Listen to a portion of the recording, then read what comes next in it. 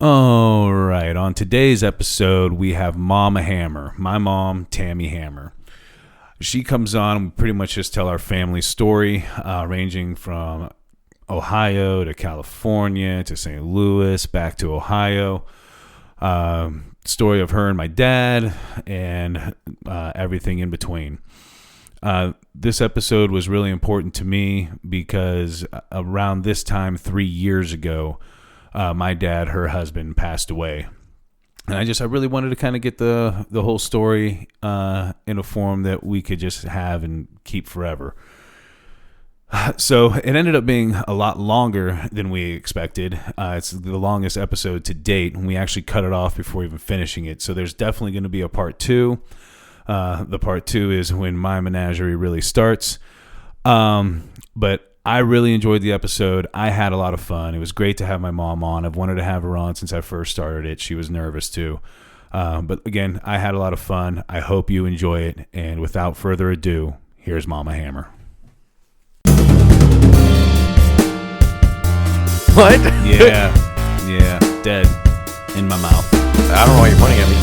I didn't raise my hand. I know your name's Gabe. Shut up. Sure.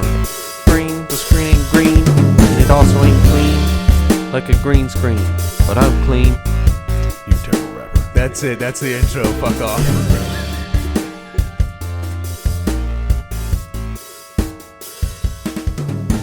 All right, Momma Hammer, my mom, Tammy Hammer. Thank you for coming on. You're welcome. You feel a little nervous about it? Very. Well, at least you're not whispering into the mic now. Give me time. Yeah. All right. So just so everybody gets a little feel for you, you're not a big movie watcher. So I told you to come up with some movies. I was hoping for 5. You're so humorous. You came up with 2. Yep. All right. So we want to do your favorite one second. All right. So what's the other one? Oh, I don't know which one's more favorite than the other. Okay. Well, then just give me one of them. Okay. Dirty Dancing. Dirty Dancing? Yeah. Yeah. That's a great pick. There's actually on Netflix, there's a little TV series or docu-series called The Movies That Shaped Us or Made Us. And one of them is Dirty Dancing, and it talks all about how it got made. Really? Yeah, it's actually really cool. I think you'd like it a lot, actually. That's interesting. Because it has 4 movies on there, and they were all a struggle to get made.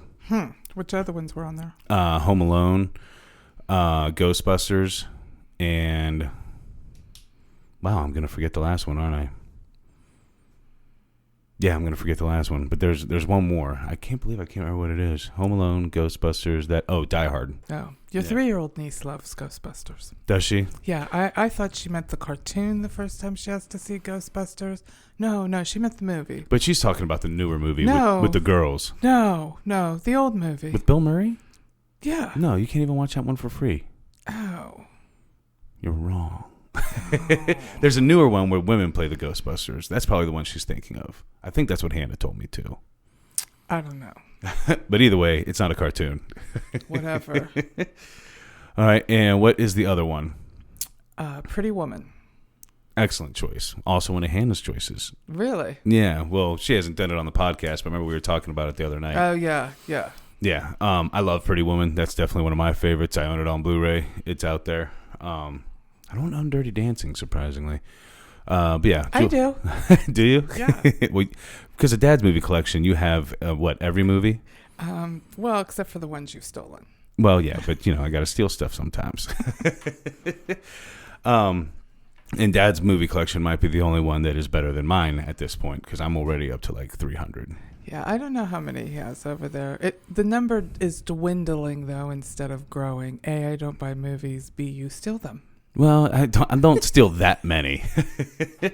So, Richard Gere, Julia Roberts, can't go wrong. That's how I feel about it. I love their combination every time I see it. I do, too.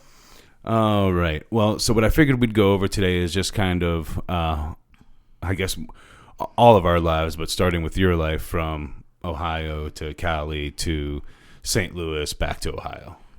Made the circle. Made the circle. And I'm sure you're so happy to be back in Ohio. Okay. You do like it better than California, though. Absolutely. Yeah, that's Absolutely. what I thought. And my grandchildren are here, so. Right. I don't think you'd go anywhere at this point. No, kids don't count anymore, just grandchildren. Yeah. Well, you can even tell by how much more grandchildren get away with than kids. Well, you'll have that. Actually, in my case, how much siblings got away with compared to me.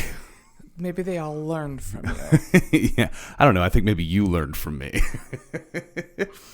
You learned from my mistakes. Maybe they behaved better. It's debatable. They might have been smarter. That could be. All right, but you were originally from Ohio. Yes. You were actually born in Ravenna? Yeah, I was born in Ravenna. Okay, and then you moved to Wintersville. No, from Ravenna, I believe we went to Woodsfield, where my brother Mike was born. Oh, he was born in Woodsfield? Yeah, and then I believe from Woodsfield we came back here. Okay. Is that how I believe the sequence went? Okay. And I do remember from when we were sitting down just going over stuff the other night that you don't really have a ton of memories from here. You just remember big Sunday dinners. At Grandma Jerry's. Yeah. Yeah. No, I was probably in first grade when we left. I went to Bantam Ridge. We lived right across from there. There wasn't that first row of houses that is there now, so we literally could see it from our backyard. Oh, yeah. So there weren't houses on the street, is what you're saying, on Bantam Ridge Street. Yeah, none of the houses on Bantam Ridge were there then. Yeah. So I used to walk to school, 100 miles through the here we snow, go. uphill both ways. I used to get that story when we lived in California, and I never believed it because we were in California. And then, like I said, Grandma always had big Sunday dinners after church. A lot of different people there. A lot of times the pastor would be there. And her parents lived with them, Grandma and Grandpa Spinks. Right. So there was always a house full of us. And was she going to, Two Ridge Church even back then? Yes. So she's been going there since the dawn of time. Yeah, my grandparents went there also. Oh, okay, really? Yeah. I didn't realize that. Yeah, like our family's been involved for a really long time. As a matter of fact, my great-grandfather was an elder. My grandfather and my grandmother were elders. My dad was an elder, and now I am. He was an elder when he came back, though, right? No, when he was here the first time. Oh, was he? Yeah. Oh, yeah, yeah. he was one of the younger elders. Oh, okay. Yeah, matter of fact, him and his dad or him and his grandpa might have served at the same time, actually. Oh, no shit. Yeah, there's some pictures that I've seen. Okay. Yep. That's cool. All right, so around first grade, you guys moved to California, and why were you moving to California? We actually followed my dad's younger sister, Barb. She had gotten married, and her husband was from California, and they had moved there. So my dad thought it would be a great opportunity and packed us all up, and off we went. Okay, all right. I'm actually going to have to pause this for a second because those dogs are screaming out there, so I'm going to have to put them in the garage. So 1 minute. All right, so sorry about that pause. We're back. So you guys followed Aunt Barb out there, who was Grandpa Dick's sister. Yes, his younger sister. And what'd they move out there for? Her husband was actually from there. Oh, really? I didn't realize Uncle Carl was from there. Yeah, so they went back to where he was from. Oh, how'd he end up meeting her here? In the service. He was friends with a guy from here, and they got hooked up. So, okay. And then when he got out, he went home to California for a very short period of time, bought a car, and told his parents toodaloo, and left and came here to marry her, to talk her into marrying him. Yep. All right. So, what of his many careers was Grandpa leaving here? He was working at the can company. Oh, okay. Ball? It wasn't Ball. No, it wasn't Ball. It was something before that, but the same building. Okay, so he was already done being a state highway patrolman. Yes. Okay. Yeah. All right. And did he have a job lined up or anything out there? No. No. We just went and we stayed with Aunt Barb and Uncle Carl, and he did get a job pretty quick. He went to work for Caterpillar. Okay, he was selling equipment, right? No, he was working the line for him, but moved up quickly and became a boss and stuff. Oh, okay. Yeah. But you guys drove all the way out there from here. Correct. And you were telling me that Grandpa, because he's always been good with cars, he actually fashioned a truck into a moving van. He put wood sides up and stuff. Yeah. Yeah, that sounds like him. Did it look a little hoopty? Probably. I'll have to look and see if I have some pictures to show you, but I'm sure it did. Yeah. It was built from plywood. Oh, excuse me. Got a little scratch in my throat. All right, so you moved out there with Grandpa Dick and Grandma Bonnie And Uncle Mike. And you started out living with Aunt Barb and Uncle Carl. Was it a big house? Was it a 2-bedroom house? No, they were just in a apartment, actually. Oh, really? Mm-hmm. So there was a whole lot of you in a 1 or 2 bedroom apartment? Yes, and Uncle Carl worked nights, so you had to try to keep me and Mike quiet during the day. Oh, which I'm sure was a nightmare. You guys were both young, and anybody who knows the two of you knows that you're not really quiet. I mean, anybody that knows a Mason knows that none of the Masons are really quiet, and my children, except for PJ, seem to have gotten the same gene. Yeah, and actually, truthfully, I feel like it would have been harder to keep Grandpa Dick quiet during the day. He was probably job hunting. That was probably for the best. Yeah. Oh, that's crazy. So, like, you and Uncle Mike slept in the living room? I don't really remember. Okay. But eventually you guys did get a house in California. We went to an apartment. Okay. Like a townhouse apartment. Okay. Almost like a condo? Yeah. And they were like connected by our garages. Like you went in this door here, and the garages were in the middle. Okay. So you kind of shared garages. Well, they were each their own separate, but they were up against each other. Yeah, that's how the buildings connected. So every two connected. Oh, okay. Yeah, but it was like a whole little complex. Yeah, which there's a lot of those in California. Yeah. Probably even were back then. Yeah. Yeah. Okay. And he was working for Caterpillar, but eventually him and Grandma Bonnie get a divorce and they go their separate ways, and you end up living with Grandpa at first. Yes. Yeah. Yeah. So anybody who knows Grandpa Dick knows he never really grew up mentally. He always wanted to be fun and young. And so what was that like having him as the main parental figure in the house? Actually, I have to say it wasn't bad. And I was just old enough. I was in 6th grade. So he was real good about including us all. Like we would make a menu plan. We would make the grocery list. We would go to the grocery store. The three of us really had to work together, other than when I was trying to kill Uncle Mike. The three of us really had to work together to make things work. To make things work while he was working and we were in school. And yeah, because I'm sure he was working full time. You said you were in 6th grade? Yes. So did you guys have babysitters often, or were you just entrusted? No, we really did not. It depended on what hours he was working, whether or not we did. If he was on a night shift, we did. But relative of Aunt Barb's from Uncle Carl's side, I think we used her when we still lived in Hayward. But when we moved to Newark, we had a neighbor next door, and I think he mostly worked day shift at that point. And then if we needed something during the day, Aunt Barb was what you call a stay-at-home mom, except for she ran a great daycare. Oh, okay. So so you could stay with her if need be for the daycare. Yeah. Or we could call her sick from school, and she would come get us if we were me and not Uncle Mike. Yeah, because you told me this, because you were smart enough to know when she had the car, so you would call, and she would come pick you up, and you would fake being sick. But yes. Uncle Mike would always try to do it when she didn't have the car. Yeah, he always picked the wrong days. Yeah, what's weird about that is now today, no matter what, if a kid called their parents to get sick, somebody would go pick them up. But back then, if nobody could, then nobody could, apparently. Well, no, I think Uncle Mike, probably then confessed to he wasn't as sick as he thought he was, because he didn't want to have to stay in the nurse's office until, Dad got off work or whatever.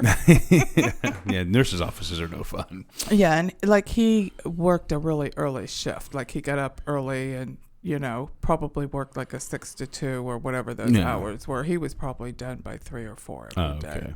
So when, once they were divorced and it was the three of you, were you still living in the same townhouse? No. So we lived in that townhouse for a little while. And that's when we stayed with this lady named Sandy. But then we moved out to a city called Newark and had rented a house out there.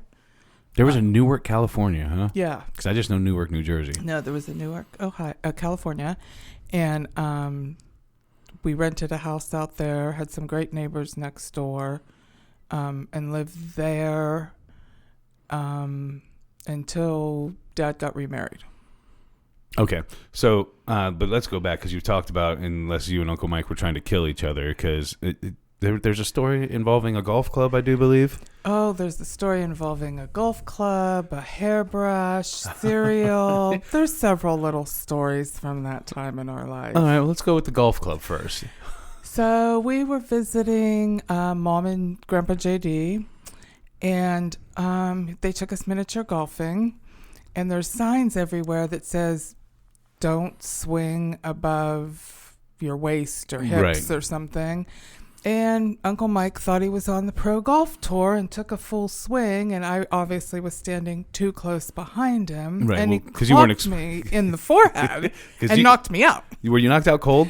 Or Or just knocked down? just knocked down. I don't think I ever really was out, but they did have to like take me to the hospital and everything. sure. I had this huge goose egg right in the middle of my forehead. Yeah, a little and- hematoma. Had to make sure it wasn't like cracked. Yeah. And we were going to a birthday party later that day, and I like couldn't really participate, so I had to take it easy. Yeah, probably a little concussed. Yeah.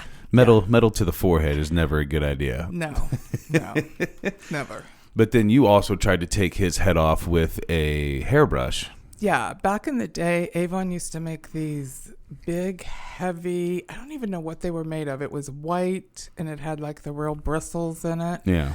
And he, like I said, Grandpa got up and went to work early, so then I got Mike and I ready for school, and we went to school, and he was mouthing off about something, who knows what, but it was irritating me.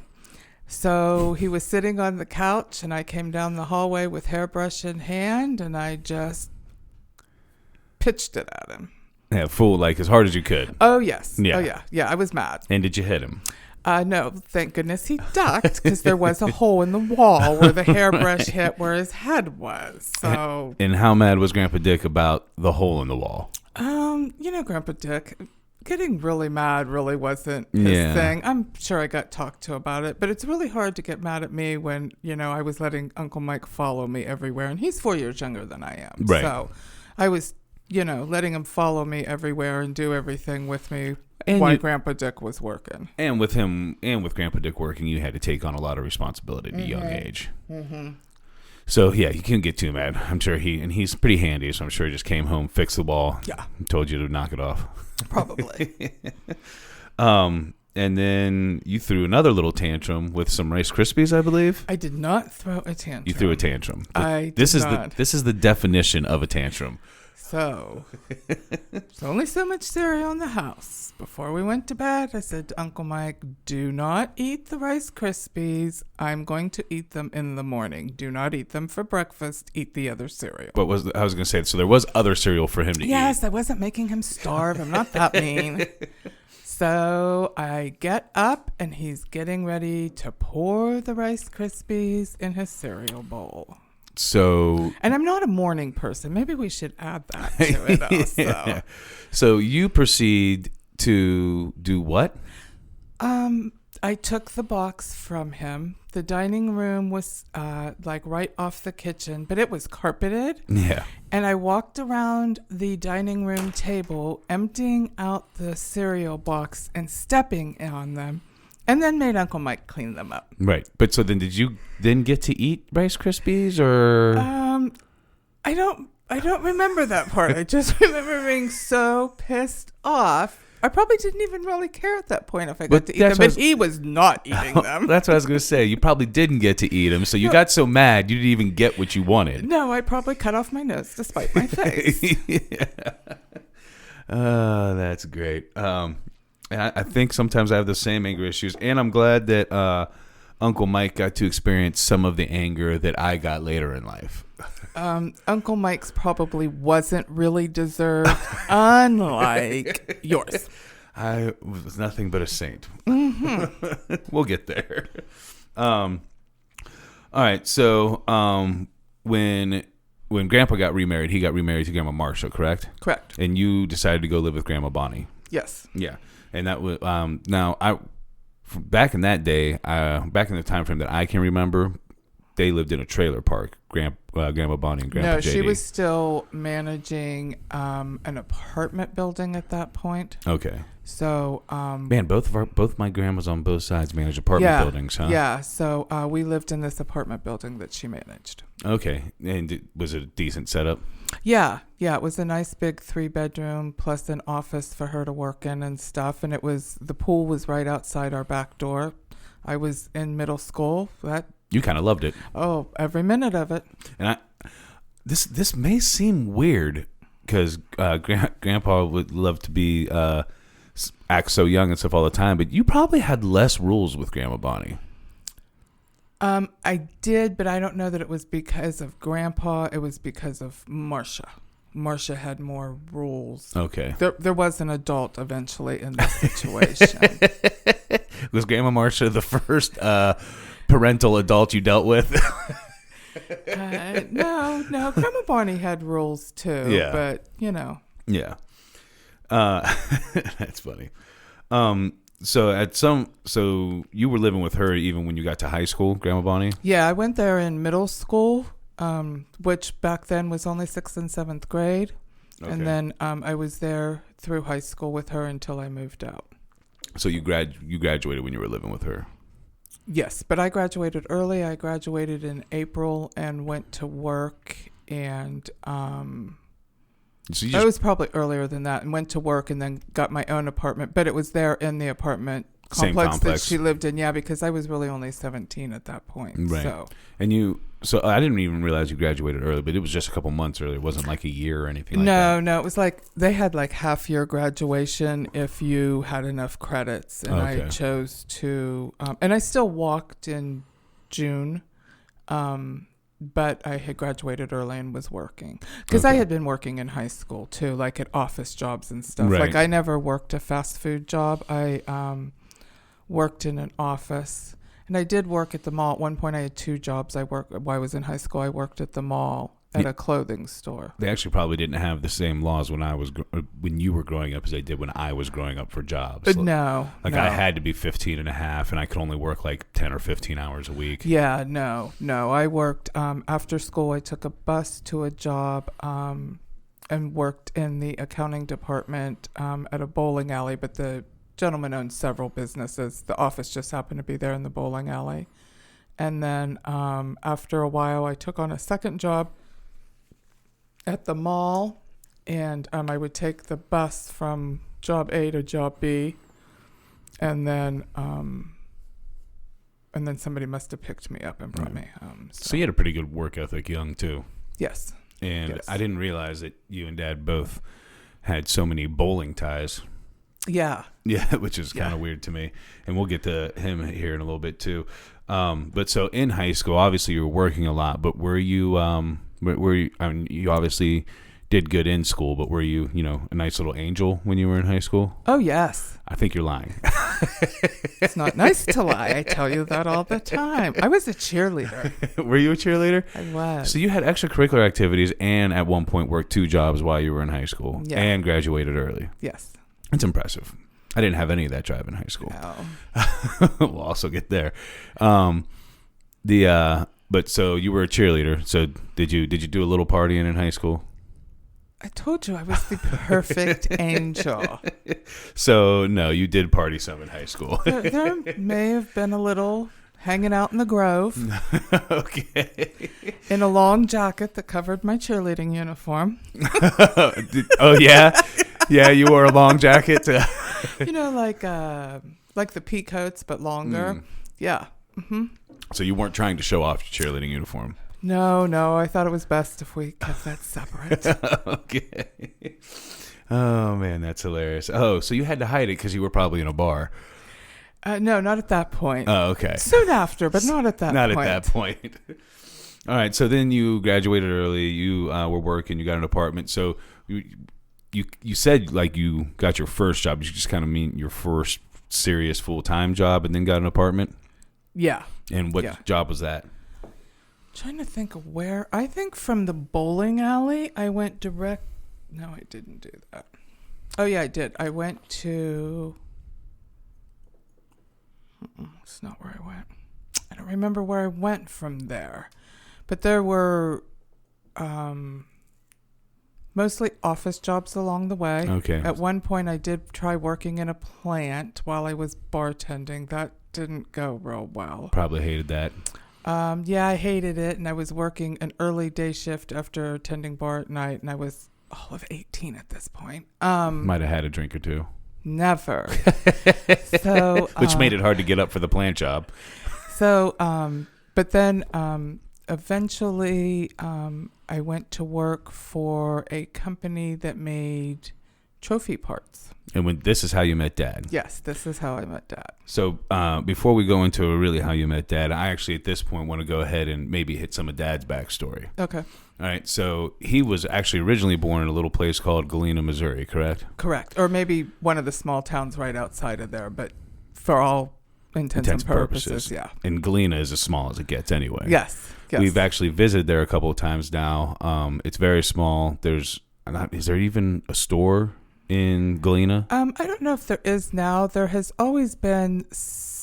Galena used to be a huge town. It was the county seat for the county, and they had a big town square and everything. The town square is still there, but if you see the town square now, it wouldn't be considered big now. Right. But back then, it was probably big. But there was, even when we were back there was probably more along the way of a speedway, but it was personally owned type thing. There's always been some kind of little something, and then you could go into Branson to shop, or because it's not that far away. Battlefield. It's not that far away from bigger areas. Correct. It's around the Ozarks. Yes. Yeah. Yes. A couple fun little things about that. One of them, I'm actually gonna have to have you remind me if it's true or not. But for some reason in my head, I feel like I heard it before. But one, this one I know is true. The last hanging in the U.S. happened in Galena. Correct. And it was a really small. The other weird thing is now when we go there, we're related to everybody that lives there. Yes. And my grandma Jackie, my dad's mom, she actually used to have stories when she was still alive, rest in peace, where she would actually go to the town jail and like talk to some of the people through the bars before they would either get released or get hung. Yeah, because her mom owned a house there on the main street. Yeah. I don't know if she owned it or rented it, and I want to say they took in boarders or something. And so, as you were walking around town, you could walk past the jail and talk to people in the window. Yeah. Now, oddly enough, so she was her last name was what was her maiden name? Hill. So she was from that area, but our Hammer side is actually from around that area, kind of. Yeah, they were from, I'm not exactly sure where, but I know that Grandpa Hammer lived in Blue Eye, Missouri for a while, which was real close to Galena. But they met in California? No, they met in Missouri and then moved to California. Okay. Now the part that I was going to ask you, because I couldn't remember if it was true or not, is one of the Hammer men at one point owned a large portion of Missouri and a large portion of Arkansas, just right on the border. Well, actually, your Grandpa Hammer's family owned a lot of land where Lake of the Ozarks is now. Right. Because that's a man-made lake. Yeah. And so the Hammer family sold all that off many, many, many moons ago. Right. But there was an idea that Grandpa Hammer, my grandpa, had some of that money. Yeah, and he also worked like the oil fields in Saudi Arabia and stuff. Oh, I didn't know that. And he, unlike your father, was very cheap. And your dad always said he probably had the first 95 cents of every dollar he made. So. Yeah, there was one way that you could tell Grandpa still had money, because he lived in trailers, so that wasn't a giveaway. But during the summer, he lived in Missouri. During the winter, he lived in Arkansas. And he actually, every time I remember visiting him, he had a new car. Yes, he bought new cars all the time. Yeah. Now we know where your dad got that from. Yeah, and where I've sadly got it from as well. But that was the only way you could tell that Grandpa Hammer really had some money somewhere. Well, and they would go to Arizona a lot of times in the winter. That's what I said. That's what I meant. Where did I say? Arkansas. Oh, I meant Arizona. Yeah, I no, meant they would Arizona. go. They would go to Arizona. They had that for the winter because they didn't want to stay in the winter weather, and then they lived in Missouri for the summer. Yes. And they drove. Yes. Yeah, even at very old ages. Yes. His wife was a saint. Yeah, she was a very sweet lady, Tressie. Yeah.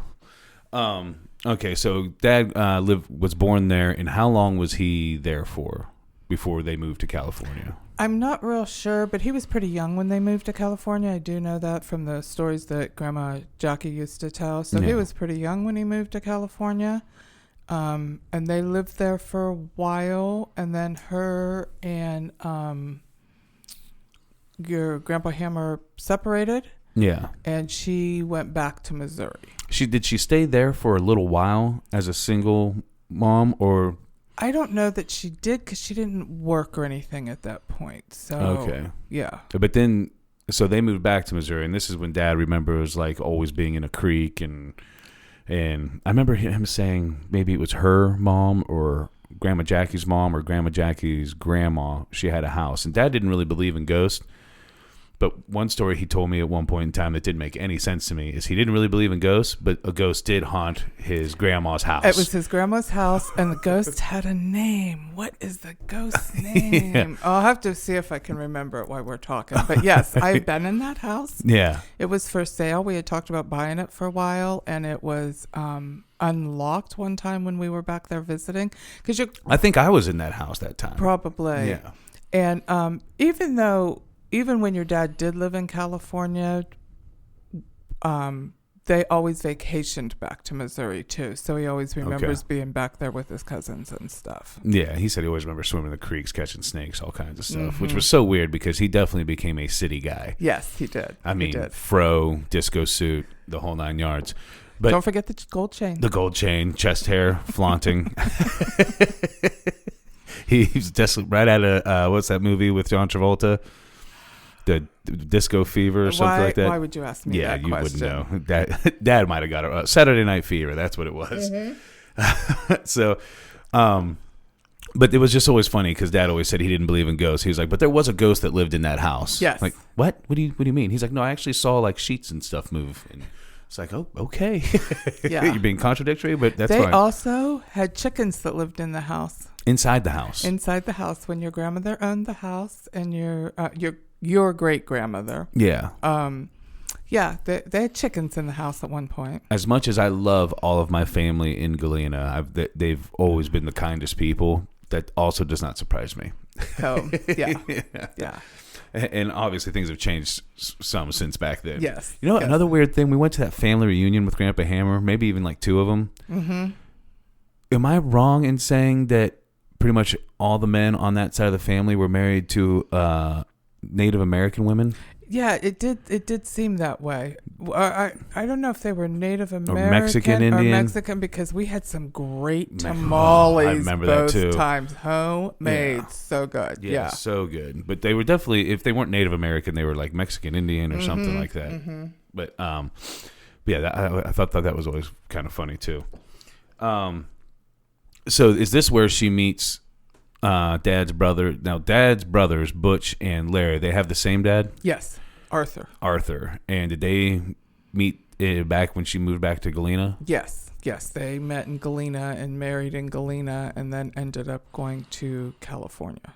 So, wow, it's crazy to me that they went to California both times. Yeah, and then, Grandma's brother, Uncle Sid, lived in California for a while too until his kids... Oh, really? Sid, he was the one that ended up with the hand problems, right? Yeah, from the arthritis. They're bad. And he's got great kids. He was a super nice guy. Yeah, so his wife, Aunt Reva, is really great too. But the story that Grandma used to tell is when his kids were in school, I don't remember exactly when in school, he decided California was not the place to raise them and took his family and moved back to Galena. And worked for the post office there. That's what he'd done in California. And then So he wasn't eventually in became the postmaster there in Oh, no Galena. shit. Yeah, I would just send mail addressed to whoever because I didn't always have their address. But Uncle Sid always got it to the right person. That's hilarious. You just send it to the Galena post Yes, office with the yes. right name on it. Yeah, I'd send the name, Galena, Missouri, and the zip code. And Uncle Sid took care of it. That's funny. But so Sid was a smart man because he was probably right. That wasn't the best place to raise your kids. I mean, Yes. I loved California when we lived there.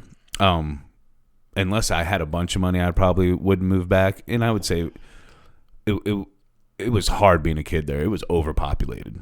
Very overpopulated. Yeah. It hasn't gotten any better. Yeah, like And you would be a minority there. in most places. Yeah. And, there were some places where I definitely was, and there were so many. Like when I went to school in California, the biggest thing I remember is there not being enough teachers to watch all the kids at recess, and there were so many kids that the recess areas had to be gigantic. Mm-hmm. Well, and you guys had school in some portable buildings while they were working on continuing to add on and build new schools because when we lived in Sacramento, that area was growing so quick remember that. they could not keep up. But there was a school before that. I remember I went to a school called Garfield, didn't I? Yes. I think that was the school where I pretty much started fighting right away because there wasn't enough teachers. There wasn't enough teachers, and there were like 3 soccer fields on the recess area. There were like 3 or 4 baseball fields in the recess area, plus all the concrete area, plus the playground area. So it was a huge area. Mm-hmm. And I made friends with this kid. I think his name was Matt. Like the first day of school, and the first recess we had, I realized he got picked on by this group of kids every recess. So the first time it happened, they were like physically pick on him. So the first time it happened, I punched, and then me and Matt would run. Then I would turn around and I'd hit a couple people, and then we'd run. Because remember, I was really fast. Yeah, I would turn around and I'd hit a couple people, and eventually they stopped messing with us because they couldn't catch me, and I would just keep hitting them in the face.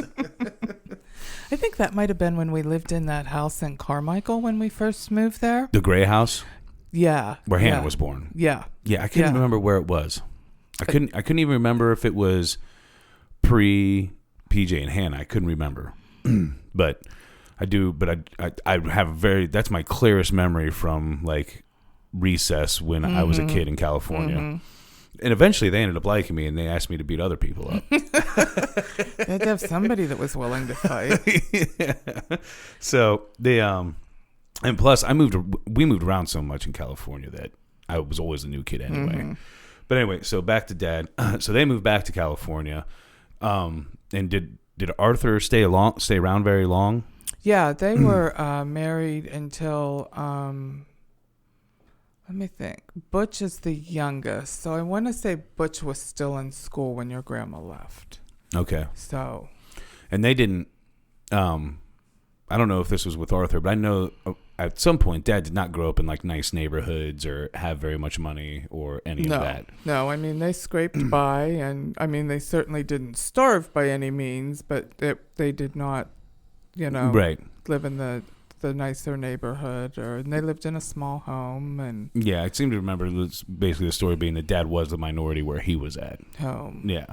And and I remember one story from one of his friends that I met at some point in my life that this big kid was messing with Dad in gym class, and one day Dad got dressed real fast and went into the coach's office and grabbed a softball bat, and when that kid came out, he hit him in the legs and threw the bat and punched him a bunch. That could have happened, and that story probably came from his friend Leonard. Yeah, I think it did. I think it did. Yeah. But yeah, so so he fought a lot. He also started working at a very young age too, correct? Yes, when he was in high school, he worked at a bowling alley after school and would work until early in the morning and go home and catch a couple hours sleep and then go back to school. Yeah, it seemed like he was helping support the family. Or was he just collecting his own money? I don't know exactly what he was doing. I'm sure he gave his mother whatever he felt she needed or whatever, but I think he was, trying to better himself. And I think move out. And I don't think him and Arthur had the greatest relationship. So I think, came his time, he was ready to go. Yeah, I remember you were talking about that. We'll go back to that bowling alley, but he also got his driver's license his first driver's license when he was 15. Yeah. Before he was legally allowed. Yeah, he used to steal the car at night. I'm sorry, he used to borrow the car at night and drive around. And so when he turned 15, I don't know why he thought that he could have a driver's license then, but he drove himself over to the DMV and took the test and passed everything. And they actually gave him his driver's license. And then later realized he wasn't old enough to have his driver's license. I wonder how long it took. I don't know, and it had to be returned. Yeah. Well, and Dad was a pretty smart guy. I'm sure that he thought he could go get it at 15 because he thought nobody's going to pay enough attention, so I'm going to be able to do this. Yeah. But that is hilarious. So Dad gets out of high school, and he really didn't slow down his work ethic at all. No, he did at one point take off and do a little traveling around the countryside and worked at a couple bowling alleys. Did he hitchhike? Mm-hmm. I forgot about this altogether. I remember him telling me that now. Mm-hmm. He ended up in Wichita, Kansas. Oh, and that's where he met his first wife. Yes, Nancy. Yeah, and then they had John. My brother, yes. My half brother John. Yes. Yeah, that's crazy. Yeah. I did not, for some reason I just assumed she was in California. I didn't realize. No, he had met her while he was in Wichita. He was working 2 jobs there too. But he had met her there, and then he took her back to California with him then eventually. Hopefully they didn't hitchhike back. I'm hoping not. That's so funny. He went out hitchhiking, and I wonder, how do you explain that to your mom? I don't know. Not to mention, I don't think anybody can hitchhike today. But hey, back Mom. Then it was a pretty common thing. When I was, before I moved to California, when I was young. Yeah. Your Aunt Barb and Donna Mater. Okay. You know Donna. Yeah. We were sent to get fish out at Loose Fish in Aunt Barb's VW. They both drove little Beetles. And I was in the back seat, obviously, and they go driving down the road coming home, and they see this guy, and they're like, oh, he's hitchhiking. Oh, I think we know him. Oh, we'll stop and pick. They stopped and picked up the hitchhiker, put him in the back seat with me. Don't think Donna got in the back seat with me. The hitchhiker did. It ended up they did not know him. But he was a Steubenville University, which is now Franciscan student. No shit. Yeah. But this is here. Yeah. Okay. So they drove him. I thought this was in California. I'm thinking Zodiac Killer. Anybody? No, they drove him back to Steubenville and then threatened my life the rest of the way to Grandma's house. To not tell. To not tell on them. Yes. So to this day, I do like to, I always teased Aunt Barb about it. And to this day, I teased Donna Mater about it, picking up hitchhikers with me in the car. That's hilarious. Yeah. Just real quick on that. I also like the stories of, when Aunt Barb's kids started dating, did they hide in the car at one point or something like that? Not that I know of. I thought there was a story like that. So we'll just get back to the other part we were talking about. For some reason I thought somebody, or maybe Grandma Jerry did. I don't remember. Anyway, so we were talking about Dad. Oh, and so he hitchhiked, and I'm assuming to make money along the way, he would just find random jobs at places. Probably. I mean, it was a much different time. I was going to say, because that doesn't exist anymore. Yeah. And he, he worked at a place that made those cinnamon rolls with the frosting on them that you can buy in the package. Okay. Because I think honey buns. To the day these had white frosting on them. You could get honey buns like that now too, but so to the day he died, he still did not eat those because he lived on those for a while when he was working that job.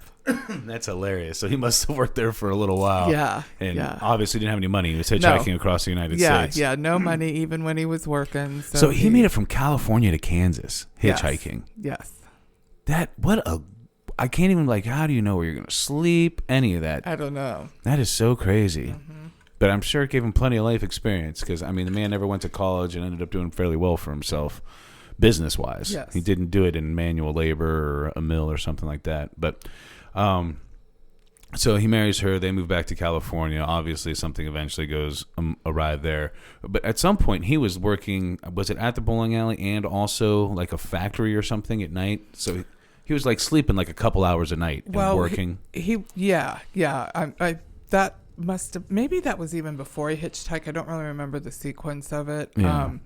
But even like I said, in high school, he would work at the bowling alley till 1 or 2 in the morning, and then go home and sleep for a couple hours and get up for school. And then eventually went to work for this really nice couple that really took him under his wing, that owned a bowling alley and some shopping centers and different stuff. And he started out running the bowling alley only.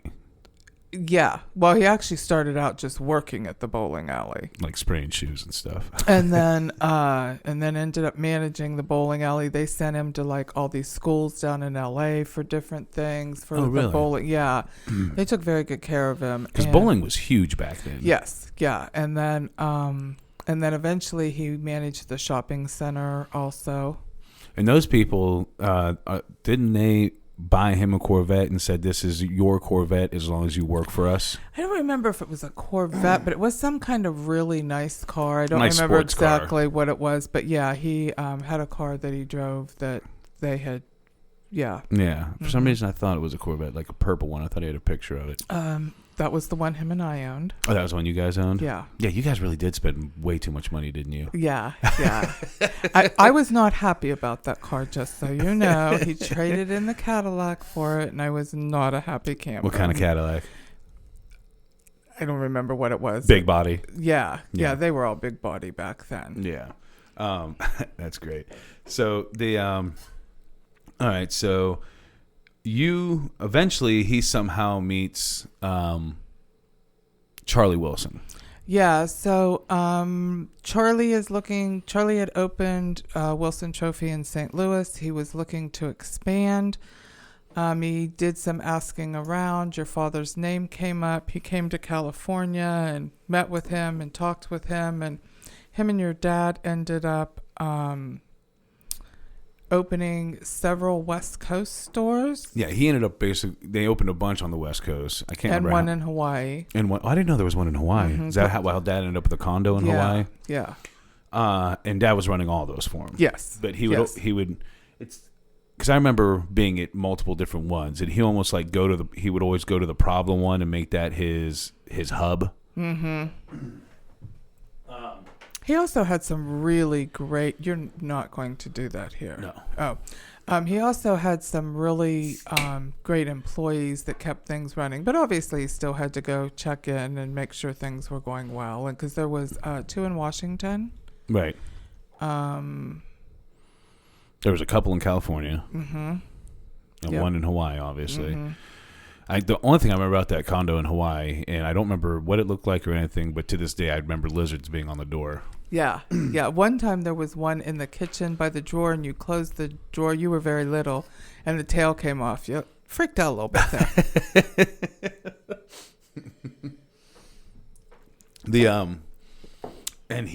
Did Dad own that condo? Wilson Trophy owned that condo. Okay. Yeah. Okay. We kind of bought it thinking that, we would have people that would use it, people that we did business with, right, or different people. And it just really never got used enough to make it worth it. And the market had gotten bad. And when they got rid of it, I'm pretty sure they took a loss on it. Whereas if they had kept it for a while longer, they'd have made a fortune on it. You can't get a house with a full roof in Hawaii now for like less than $2 million. So yeah, it was a condo, kind of like in an apartment situation, but they were condos. Right. And it was a really nice complex, and they did keep it up because you weren't with us when we took PJ and Hannah there when you were in the service. No, you guys took your first 2 real vacations while I was no longer around. Shit happens. The first one I found out from Grandma Bonnie because I couldn't get a hold of anybody. So we had taken the kids there, and we had stayed in Waikiki because Hannah and PJ were of that age that we thought they would enjoy that, and it ended up none of us really enjoyed it. No. It's expensive as hell. It was, and you know how cheap your brother is. Yeah, I've been there a couple of times. It's not So, great. you know, you'd be like, do you want this? No, it costs too much money. Where do you want to eat? McDonald's will be fine. Even that's expensive. We wanted to go see something, and PJ wanted to know how much the tickets were, and then he wouldn't go. Yeah. We got really sidetracked. Let's go back. So he starts running those things for Wilson, and at this point in time, you were also working for the company that did business with Wilson. Yeah. So at some point after high school, I was working for a company that sold parts to Wilson Trophy. Okay, for their trophies. Yes. And then, but you always dealt with Bob Sheriff. Correct. Who was kind of Dad's partner. Did he work for Dad? He was kind of Dad's partner, like second in command type thing. Like Dad ran the offices and he ran the warehouse. And he was like an uncle to me. Yeah. We were very close with him. And then, and at some point during this, Dad bought some crazy house in the hills with a pool and. Yeah, he owned that when I met him. Right, and I'm sure he didn't buy that till he started this with Wilson. I'm assuming. No, because he was still in Sacramento until he was with Wilson. Okay, and this house was actually in Castro Valley, which is in the Bay Area near San Francisco. Okay, so the story that's always the joke is that you went to a party at Dad's house. That's how you met him, and then you just never left. Yeah, that's not exactly how it happened. Could be a little close though.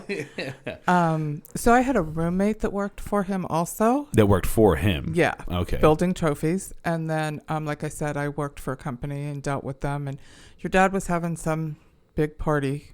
I'm sure for no reason because he just had lots of those. Yeah.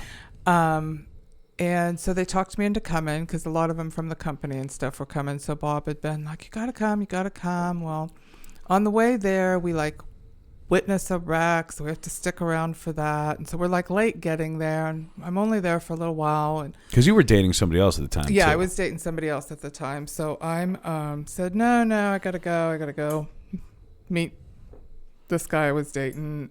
But Dad was trying to convince you to stay. Yeah. But I did leave. And then he was calling me instead of Bob to order the parts. Yeah, ordering, sending me flowers, you know. He put on the full court press. Oh, he did. And if he didn't have to call you for business, even though Bob could have called, might have been a little stalkerish. Yeah. So. And you were how old at this time?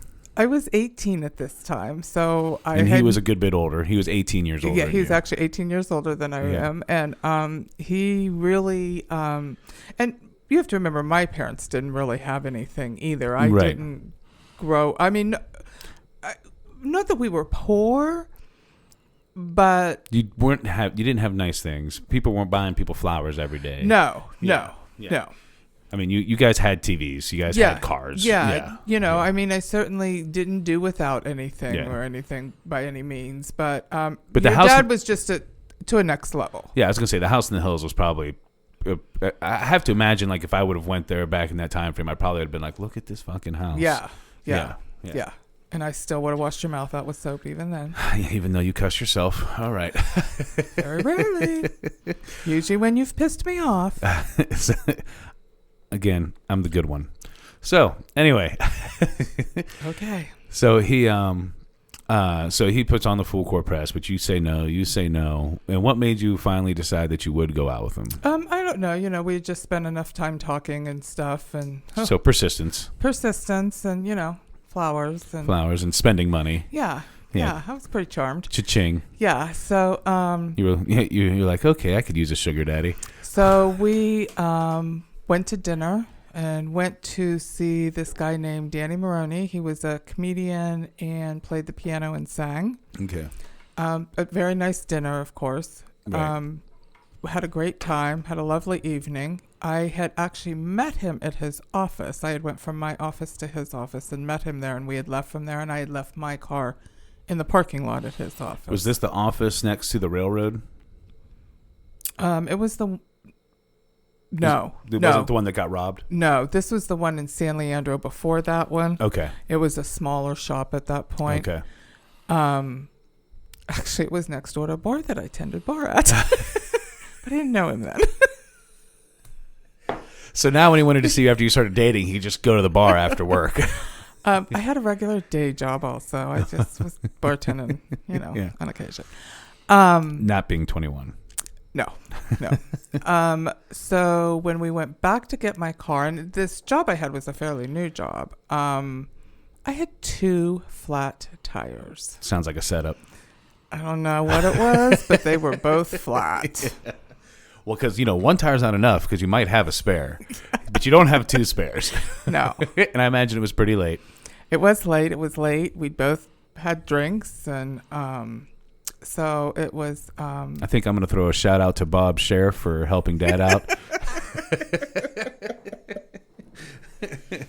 So it was late, and whatchamacallit really wasn't a thing. AAA, that wasn't really a thing probably back then. I don't remember if it was or not, but I certainly at that point did not have the money for AAA, even if it was. Right. I was pretty poor, working, living on my own. Yeah.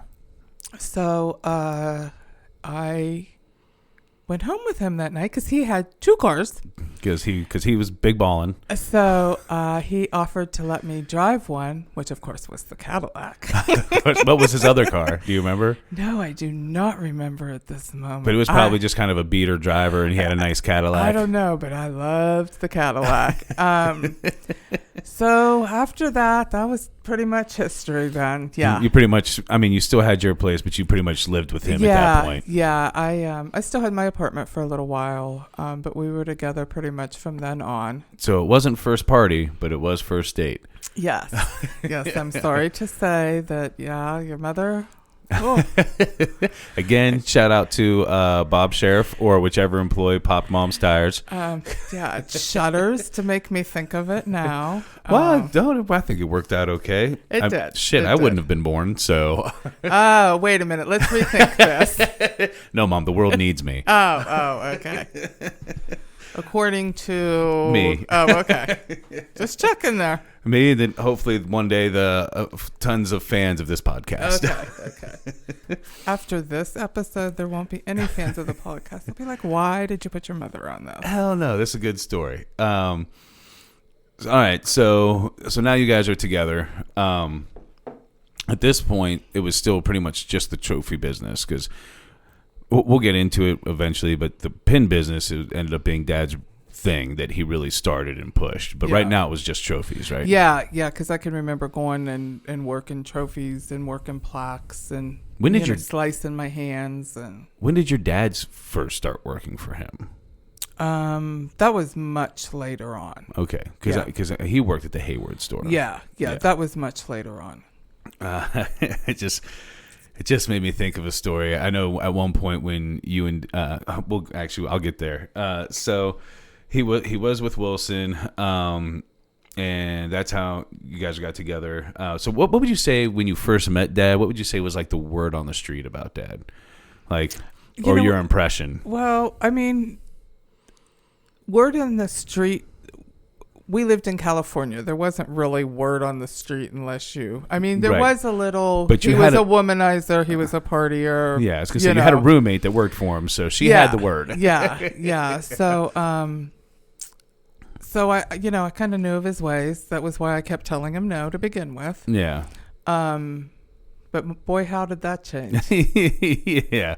And was he wearing a toupee then? Yes, he was, and I did not know that for a while. Even so, he didn't take it off at night then? No. He left it on? Yeah, it was a while before I knew that. He had to not really sleep, because I imagine, if you start rolling around in your sleep, especially if you've had a few drinks, because when you guys first started dating, you guys partied a good bit. Yeah. So you would imagine he would wake up and it'd be sideways. No, it's the way they clip on and stuff. Oh, they okay. don't. He could have swam in it and everything. Really? Yeah. But he hated swimming. Yes. I wonder if that was because of the toupee. No, I don't think he ever liked it. Well, he did when it was in a creek. When he lived in Galena. Yeah, well, once he became older, it wasn't his Once thing. he became a city boy. When we had the pool in Castro Valley at that house you were talking about, he didn't even have it heated for a long time. And then when I moved in, I'm like, yeah, I like to swim, and this pool is really cold. So he did eventually turn on the heat for me. And when you met him, was it a fro toupee? Because I know he ended up having a fro toupee. No, it was not. It was, I don't know. When did you first find out he was bald, and how much of a shock was it? I was very surprised because it was very good. Like your grandfather had no idea. Even your dad thought he was lying when the story came up finally. Yeah, well, I remember because at one point he had the same toupee as Pat Sajak from Wheel of Fortune. So, but yeah, so it was a little while into the relationship before I knew. And did you freak out? I know, I was pretty shocked. Yeah. Pretty impressed though too. How you kept this a secret the whole time. Clueless. Yeah. Because I didn't know for a long time until one day I kept wondering what this little mannequin head was in the bathroom. Yeah. All right, so you guys are dating now, and I was a bastard, correct? You were our firstborn child while we were out of wedlock. And turns out, we'll get there to it. Eventually, you're going to find out some more of the story. But actually, only one of the kids was born in wedlock. Correct. Which was Hannah. Yes. That's why she's the favorite. No. So, I don't have favorites. I'm a mother. How long were you guys together before I got pregnant? Like, how old were you? Because you got together when you were almost 19. Yeah, I was still 18, almost 19 when we got together. You living a crazy life at 18, got a man with some money, going out partying. Well, and not only that, he traveled for business and stuff. Even though I was still working, a lot of times I would either take off on Friday or leave Friday after work and fly to LA or wherever he was at and spend the weekend, and we'd fly home on Sunday together. Yeah. And we had actually decided we weren't ever having any children. Yeah. That didn't work out quite that way. Well, I've always been a little shit, so I like to jack plans up. Yeah. So, we were never having any children, for the travel, the age difference, our lifestyle, we weren't having any. Right. And so how old were you when you got pregnant with me? So then you were born in July, and in the beginning of October I turned 21. So we were together for a little while before you came along. Good few years. Yeah. But didn't even decide to rush and get married. You guys are just like, oh, we're gonna gonna have this little bastard. Yeah, several things played into that. Trying to get some insurance and just some different things had played into that. So. And I was very fearful of marriage, coming from a broken home. Right. So it really wasn't high on my list, even back then. Yeah. We'd already been through flower children, so it was okay that we did that. Right. So I was really in no rush. Right. And I don't see any reason to rush into it from that. But so then, how old was I when you guys got married? So just a few months. Like I said, really? you guys were born. Did decide. Yeah, you were born in July, and we got married in September. Oh, okay. And you guys, you told me you guys went to Lake Tahoe. Yeah, Grandma Bonnie and Grandpa JD used to always vacation there because they like to gamble. Well, it was just really beautiful there. It wasn't Was it? just the gambling. Yeah, there was a lot of other stuff to do, and they actually camped at a really nice campground up there. Oh, okay. So, we went up there and decided we would go ahead and get married while we were up there visiting, and went to a wedding chapel. And they were your witnesses. I'm trying to remember if they were our witnesses or if they had stayed behind with you. I don't really quite remember. Did we stay in a hotel? I feel like we stayed with them, but I could be wrong. For some reason, I'm suddenly remembering a hotel in a gambling area with 2 beds that I was jumping back and forth on and eating bubblegum ice cream somewhere. Okay, well, you were about 2 months old, so that's probably wasn't then. I don't know. I could have jumped when I was 2 months old. You don't know. As your mother, I guarantee you did not. I'm quite the leaper. Yeah. But I don't know why that popped in my head. I just remembered that. It's crazy how when we have these conversations, I get some flashbacks with certain things. Well, and I'm sure at some point that was something that happened because your father did like to gamble. Yeah. Luckily, he lost that later in life, huh? Yes. All right. So then you guys did get married, and eventually you guys sold that house. Yes. Which I'll keep making the joke to people now that they decided... since they decided to have me instead of keeping a sweet ass house, and I think they made a mistake. We definitely sold that before you were born. We were living in a townhouse apartment situation when you were born. Yeah. The way it was situated and where it was situated, I didn't like being there alone by myself when he traveled, and even back then he traveled a lot. Plus, you guys had it sounds like you guys had some pretty decent spending habits. That was probably getting pretty expensive too. Yeah, and there was just no need for a big party house with the pool. Right. Just heating the pool alone was very expensive. And like I said, really the biggest factor was I did not like being there alone. Yeah, that makes sense. A lot of times I would go stay with Grandma Bonnie when he was out of town and stuff. Now, was she still at the apartment complex then? I don't know if she was at the apartment complex or if they had rented that house in Hayward, because before they owned that trailer they had rented a house in Hayward. Oh, really? Yeah. Oh, okay. Somebody had bought the apartment building after the same guy had owned it for 100 years. Yeah. And then she no longer worked there, and they rented a house for quite a while. Oh, okay. So you were now in this apartment, but I'm sure it was a pretty nice apartment and had a pool and stuff like that. Yeah. Yeah. Matter of fact, I wasn't working at the end of my pregnancy and spent my whole pregnancy in the pool then. So you guys were there, and eventually you guys did decide to separate. Yes. And were you guys still living in that same apartment when that happened? No, we had bought a condo in Union City, and the store... I'm trying to remember where the store was at that point. If it was still in this... At that point, it was still in the same place, but during that time period there, it moves to the Union City area. Okay. Which was where you remember it at, with the big front windows where they got robbed. Okay, and that had the train tracks kind of close to it. Yeah. Yes. That was like a what do they call those? Something parks. I don't know, a bunch of businesses just right there. Not like storefronts where people necessarily walk into. No, but it was more of a just a whole business section. Yeah.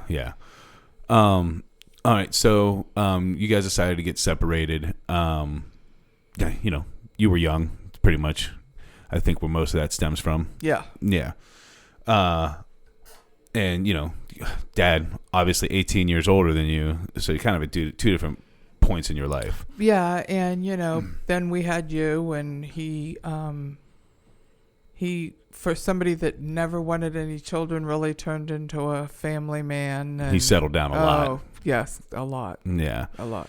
And you just weren't quite ready for that, understandably. I mean, you just... I was old enough. I probably should have known better, but no, I did not. And Jesus Christ, I probably wouldn't know what to do now. I'm almost 40. So they, but you guys were separated for like 3 years or something without even getting divorced, right? We were separated for several years and then got divorced because I don't think our whole time apart was more than 5 years tops, if that long. And I remember a couple of apartments in that time. I remember one with you with a pool, and then I remember one with you where we had that cat that was an outside cat. Yeah. And I remember Uno and Sherbert. Those Yeah. are like my two biggest memories of that. I feel like we ate Sherbert a lot. Yep. And then I remember with Dad, he had, it had a crazy stone fireplace that I used to play with the G.I. Joes on. I think it was the one where I busted my teeth that was kind of on that hill. Oh, okay. Do you remember when I busted my teeth? Were you there? No, I was not. Man, that was a lot of blood and very painful. Luckily, my baby teeth, huh? Yeah.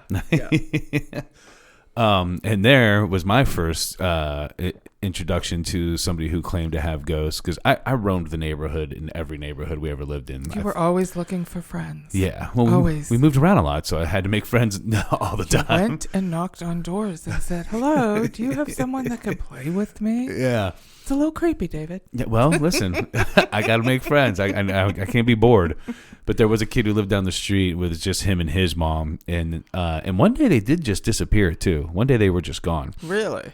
Yeah, I forgot about that when we were talking about the other night. But they said that pretty much the movie Poltergeist, that situation, or not Poltergeist, Paranormal Activity, that situation where they said that no matter where they moved, this ghost followed them.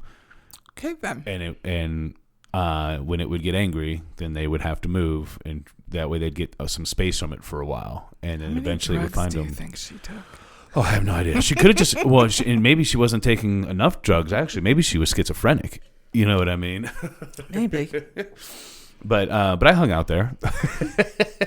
Of course you did. Yeah, I'm not even surprised. He was a cool kid.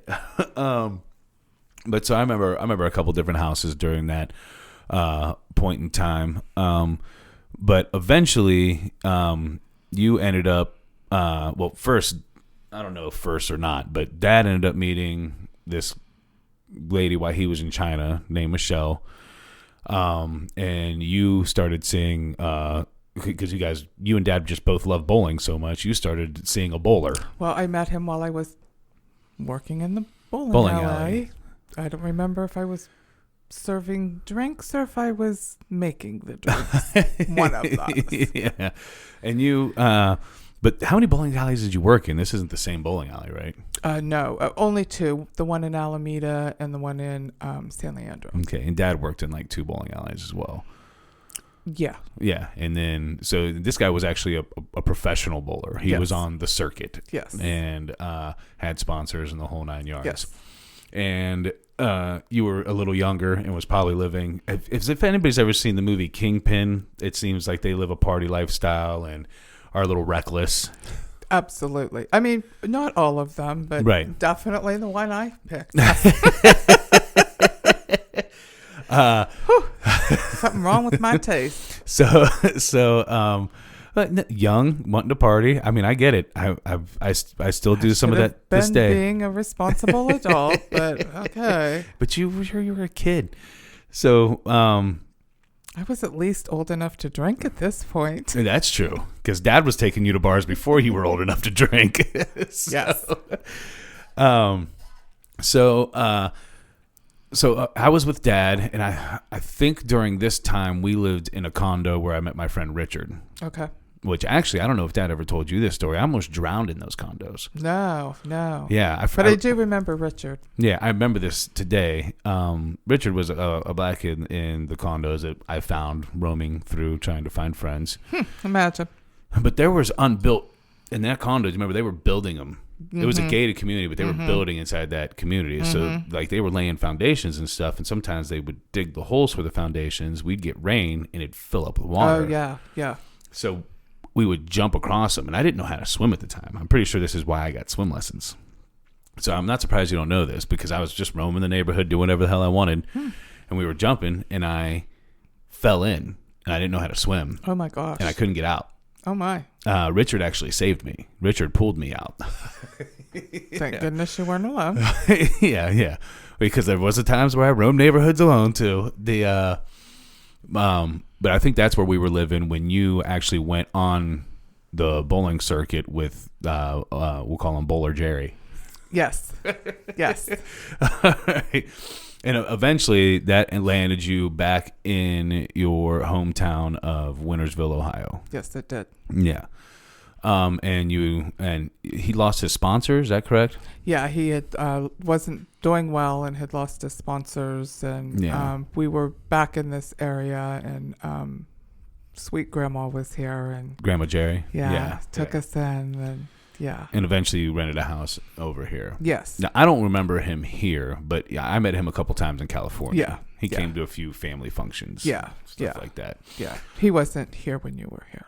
Yeah, no, because one day, first of all, the Shappas, I knew this a long time ago, the Shappas opened up a whole bunch of clothing stores. Right, and one of them was Umberto's. There were two different names because Okay. one was over by the post office and it had a different name, and I don't remember what it was. But the other one was in the mall and it was called Umberto's, and I Umberto's. worked there. And they opened them up all over the United States, though, correct? Yeah, there was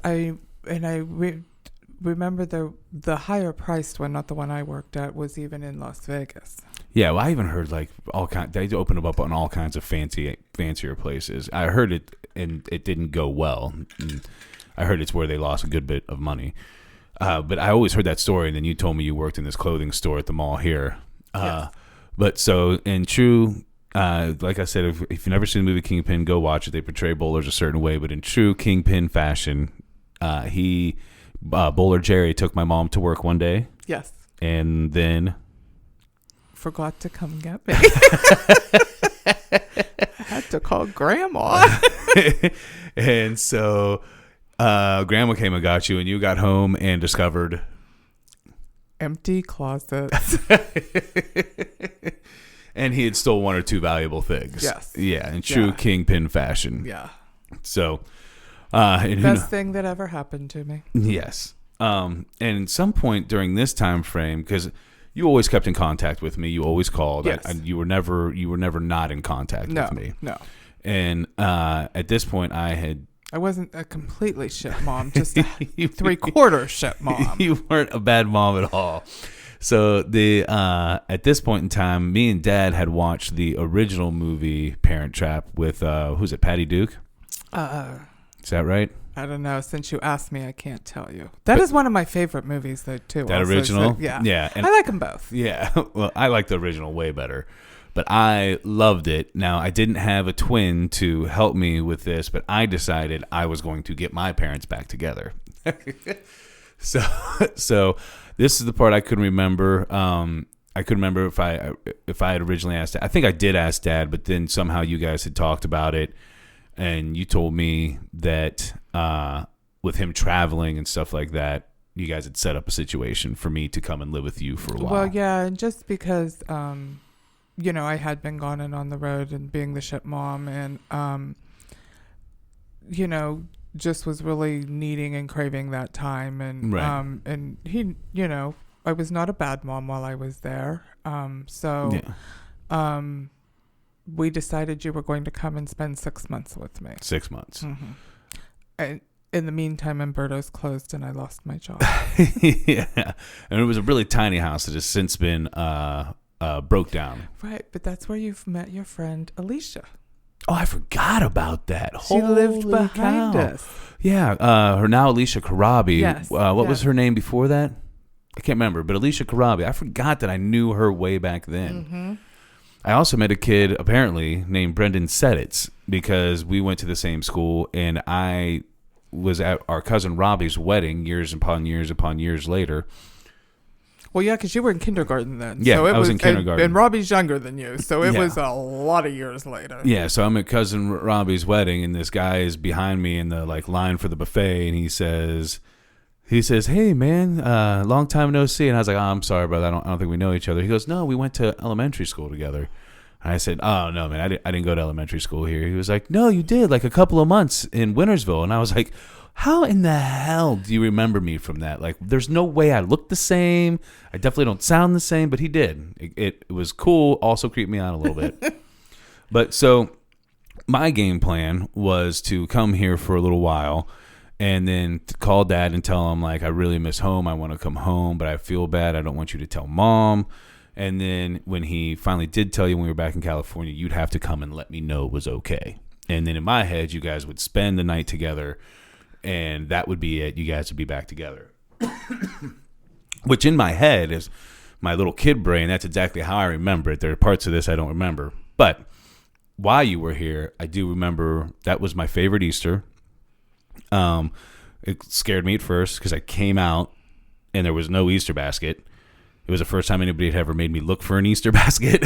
Do you remember Grandma Jerry always hung the plastic Easter eggs on that bush over by her trailer? Oh, yeah. I Yeah. forgot about that, too. And we would always Yeah. did Easter egg hunts over Yes. there. Yeah. Absolutely. Yeah, but we... She's the best. Yeah, it was full of Star Wars toys, and Grandma was so active. We'd go over to Grandma Jerry's, and we would eat. And I don't remember the food being all that bland back then. Maybe that Yeah, changed with time. Yeah, I don't remember that either. Yeah, but it ended up being bland later on in life. But yeah, and I had a whole bunch of Star Wars toys in it. I also remember watching General Hospital with you a lot. Oh, I'm sure. Yeah. And overall, I always had fun. Even when me and Grandma Jerry would come like pick you up from work, which was crazy because the mall seemed so big to me back then. Now I look at it, and it's like the smallest mall. It had a full food court, the yeah. whole 9 yards. Yeah. But sometimes we would even just sit outside, and Grandma always drove all over the United States, and she always had these car games. We'd play like I Spy. Yeah. She Grandma was quite the wonder. Yeah, she was.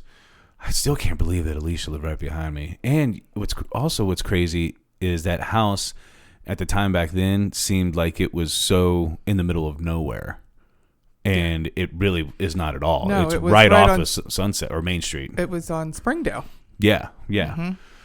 Not too far behind Zelinsky's. Yeah, right. So crazy. Because it seemed like the middle of nowhere. Because I remember like her house. It was not a big lot. Yeah, when I remember her, because we were basically on their lot, Alicia's. Well, because the house sat way, way back on the lot. So we were almost back to, they were like on the street behind us, but we were almost together because this house sat so far back off the street. And it was almost like they had a barn, I feel like. Like it just seemed like a farmhouse. I'm not saying they had a barn, but it just seemed like a farmhouse to me for some reason. But so then I was here for a while. I mean, I had fun. There was literally, I loved it. There was literally no reason for me to want to leave. It's actually the first time I ever really got church and the Bible and stuff introduced to me, because you would always read me Bible stories. And we went to Two Ridge. But then I decided it was time to implement the plan. Even though I was like, man, I'm having a great time. It's time to implement the plan. And I talked to Dad on the phone one time, and I said, Dad, I really miss home. I want to come home, blah, blah, blah. Don't tell Mom. I feel bad. Where he almost threw a complete wrench in it was he didn't call you from California. He called you from the airport, correct?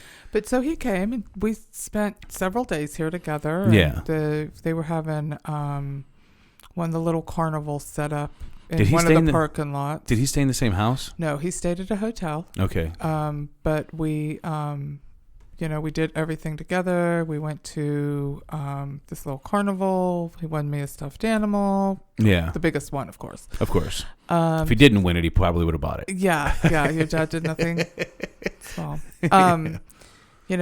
We ate dinners together. We, really spent family time together. Right. I thought it was going well. Yeah. And then I made him implement the plan. Called you from the airport. How did you react to that? I was hysterical. Yeah. I do apologize for that. Yeah, it was not good. I was hysterical. Yeah. And actually years later, I apologized to it. I think we were meeting Grandma Jerry. And I apologized to her saying, I tricked you into even coming back. And I was crying in the car. You told me it was okay because it worked out for the best. But I did at one point, I realized how bad it probably made you feel. And I just started bawling my eyes out and telling you in the car that I felt awful. Yeah, it was bad. It was very bad. So I do apologize for that trickery and for making you feel so bad. But it all worked out good. It did. And it's kind of a cool story. Most people don't have a Parent Trap story. No, and most people don't remarry the same man. Right. That's very rare. And spend a lot of years together very happy. Yeah, when I think most people, when they hear that story, because we never really dive into it, like, me and PJ's friends, Hannah's friends, I think they would think it was just like you guys were divorced for like a year, but you guys were separated and divorced for around 5. I think it was a little less than that, because you were in kindergarten when you were here, so you were 5. Yeah. Maybe you were 6. Maybe you were in first grade. I don't remember. I think you were in first. I don't remember. I can't remember because I can't remember if no. Because there is 9 years between you guys. I was either in kindergarten or first grade for sure because There's I went 8 between you and Peach. Yeah, because I went to preschool and at least a little bit of kindergarten at that school in California where the principal died from pneumonia. And actually, I think that you did do school there. I don't think it was kindergarten or preschool. I think it was a little older because you were in kindergarten here. And that was after I moved out there. That was when we lived in the Oh, house, the U-shaped house. which is where Dad was living, which is where I was living when I went out there. When I came out here. Okay. Yeah, Okay. because Because he did have that when I went back. yeah, and one of the times that made me want to implement the plan too is me and Dad got in a screaming match. I was a little kid. We got in a screaming match, and I said something about I love my mom and you're just a jerk or something like that. And then I was like, I'm doing this plan. It's time. I've been talking about it. It's time to do the plan. But so then you did come out to that U-shaped house. I didn't realize you told me that was only a 2-bedroom because the house was huge. It was a very big house, and the bedrooms were huge. Both bedrooms were. It was like 2 master Bedrooms. Yeah. Yes. But the actual master bedroom had a actual bathroom connected to it. Yes. The bedroom I lived in did not. Right. So in my head, like I said, I remember it. You guys spent one night together. You got remarried the next day. But that's not actually how it happened. No. When I first went out there, I had actually been kind of dating someone here a little bit. Yeah. Nothing too serious. Yeah. So I had lost my job. I couldn't find a job here. He had taken you. We talked often, obviously, at this point. Probably I yelled a lot at this point, too.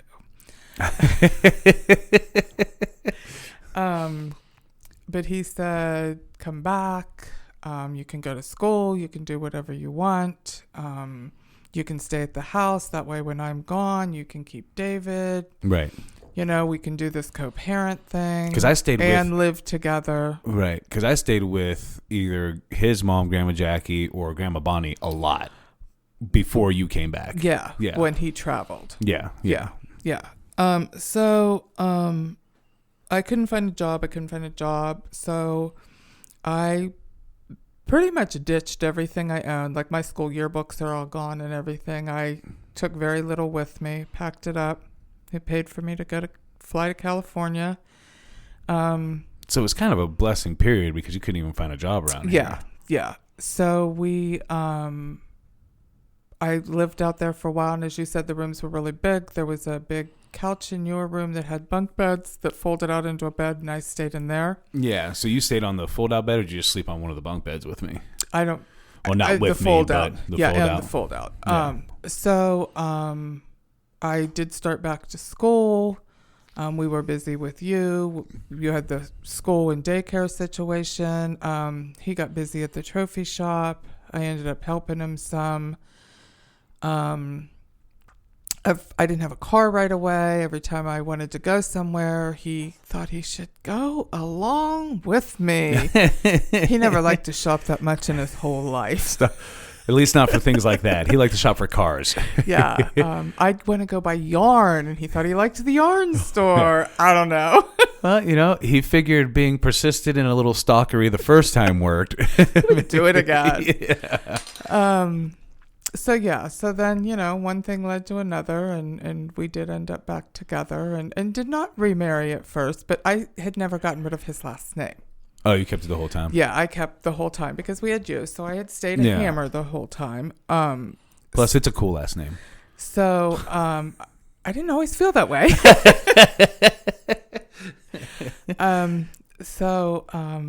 We did get back together. Yeah. And then I got pregnant immediately, pretty much the first night we got back together. Yeah, I was going to say, I thought you told me that. Yeah. Yeah, and then a really funny story is we took you to dinner to tell you. Yeah. And you had a little cousin that cried a lot. You weren't real fond of babies. And there was one in the restaurant that night that was crying. So I must not have been that big of a crier if I hated that so much, huh? No, you weren't. So all of a sudden, before we could even tell you, you blurt out that you hate babies. You don't ever want to have a baby. Babies are awful. They're the worst thing ever. Being pregnant and emotional. I have a breakdown. I have to leave the table. We didn't even end up telling you that night because I was hysterical. He hates babies. What are we going to do? And then you ended up being the best big brother ever. But it is really funny that's how it started out. I hate babies. Well, and what's funny to me, I don't remember saying that, but what's funny to me about me ever even saying that is one of my biggest memories from that house is you guys, after PJ's being born, having a food fight. And it wasn't in because there was a dining room and a kitchen with a table. We were at the kitchen with the table. Right. And you guys started a food fight. And at first I was all for it. I was laughing because I couldn't believe you guys were throwing food at each other. And it was... I think it started with a little flick of milk or something. Right. It was something simple. Yeah. And it literally was just fun. I mean, Yeah. you guys were just having so much fun. Yeah. I mean, we were like dying laughing, tears rolling down our face. Right. But then at one point there's mashed potatoes going everywhere. I mean, it escalated. And at one point you picked up PJ because you figured he'd stop throwing food at you. Yes. But instead he kept trying to find an angle to throw food at you. And now you guys are running around the house and you ran outside. Right. You're running around the house, eventually end up outside into the driveway and you have PJ still, and I lose my shit. Oh yeah. You were not happy with that game. No, I thought it was that game was no longer fun. I thought it was all well and good till my brother was being used as a shield, and then I thought he was going to get hurt or dropped or something, and then I was not okay. No, I lost it. I started screaming at you guys. I was crying. Yeah, we had to stop the game very quickly. Weirdly, I was in probably first or second grade, and I quickly became the adult somehow. You were probably in second grade. Yeah. We were having a lot of fun, too. We just ruined it. I remember that food fight vividly. Actually, I also remember because it had it was a U shape, but the U was closed off, and that was kind of like our yard, and it was really cool. Yeah. That's actually the first time I ever saw a salamander was back there. Oh, okay. And then I also remember, God, I remember a lot about that house. It's also where I got my first T-ball set. Mm-hmm. But I also remember that is also where the massive earthquake, we lived there when the massive earthquake of 1989 happened. Yes. During the World Series, Oakland A's, San Francisco Giants, the bridge collapsed. Yes. I remember walking around after it stopped. Well, first of all, I was sitting at that table in the kitchen. And it was actually three-sided, that U-shape, yes, with glass on three sides of it. Right. Into the living room, the dining room, the kitchen, and your bedroom. So that whole wall I was sitting next to was glass. Yes. And I think you guys were in the outside area. Yeah, we were actually in the atrium, sitting on the deck. I was moving things around because I was getting ready to leave to go to school, so I was putting stuff in my school bag, and your dad and I were talking about what needed to happen while I was gone or whatever. Right. And I just remember, because I had never experienced an earthquake to this point. I'd heard about them, obviously, because they make you aware of them forever in California.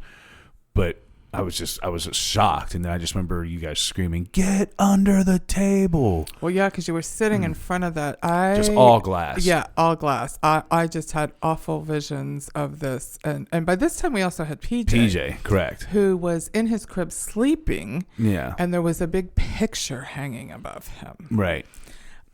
So as we come running in the house to make sure that you're covered and okay, and we get the glass never broke. No, none of it thankfully. ever broke. And then ran in to check on PJ and make sure the picture hadn't fallen on him. Yeah. Yeah, it was a huge to-do. Okay, yeah. You know what? We're going to take a quick bathroom break because I got to piss like a racehorse, and then we'll be back. And we're back. And we were talking about the earthquake that hit California in 1989, decimated everything. But we ended up being okay. Nothing. There was no crazy damage to the house. No, and the neighborhood was all pretty safe. The lady who owned the house lived next door to us and had greenhouses and there was also a couple little houses behind her house. And then there was a house behind us also that she owned that she rented, and Dad was the only male in attendance. Yeah. They were all single women.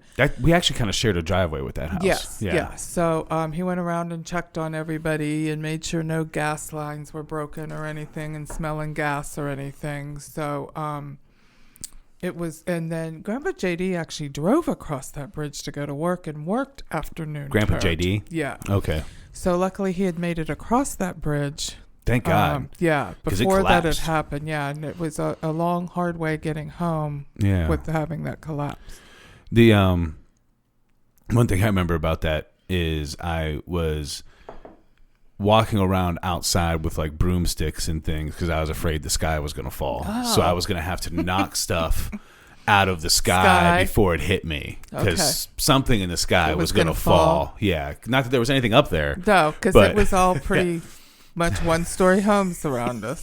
Yeah, there were no tall buildings. Okay. No, I just thought randomly from the sky. Okay. I do remember that vividly, and I've convinced some other kid that was with me that for sure we needed broomsticks and things like that to knock them off. Of course you did. People sometimes follow you way too easily. Well, yeah, and I definitely my whole life have had some kind of weird hero complex.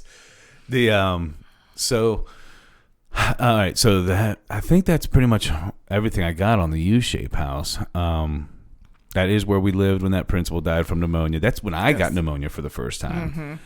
It kind of went through the school, actually. Yeah. And she did not go to the doctor or get it taken care of. Right, which I don't know how she did that. I mean, don't get me wrong, I was young, but I don't think any kid has ever said in their life when they were sick that I just want to die. And I remember saying it multiple times. Like a lot. Yeah, it was going around. It was a pretty bad case of it that was going around the school, and several had been out sick. Yeah, that's actually where I got bit in the face by the dog on Christmas morning.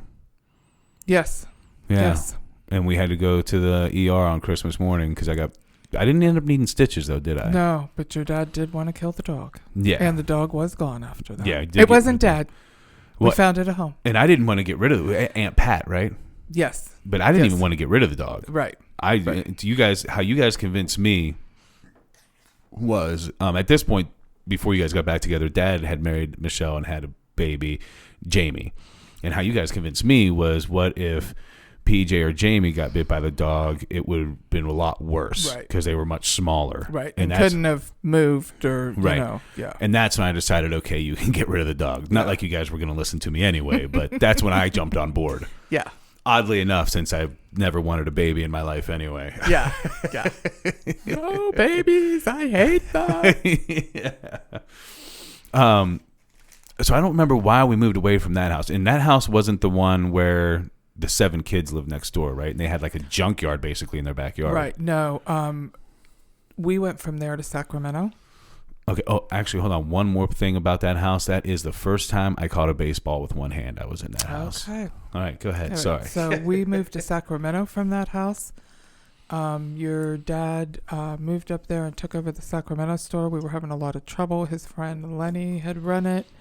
There was just so many problems. But that wasn't when we moved to Sacramento, right? Yeah. No, because what about the house that Hannah was born in? That was in Sacramento. I thought that was like in Carmichael or something. Which is in a suburb of Sacramento. Oh, okay.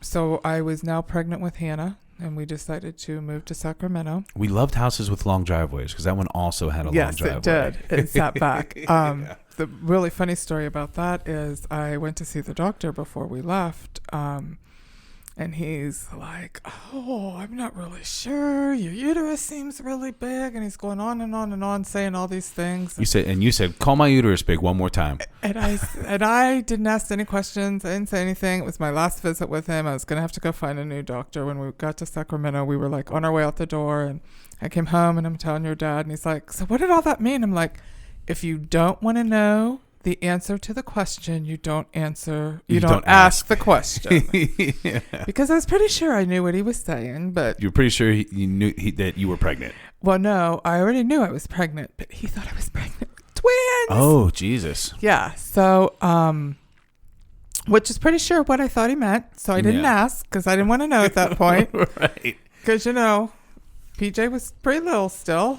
And just I had the cutest little chubby cheek little shit. Yeah, and now they think I'm going to have twins. I'm like, oh, PJ's not even 2. Luckily, I was much older though. Yeah. You were 8 years old. You're 8 years older than PJ. Yeah. Which gave me a lot of advantages.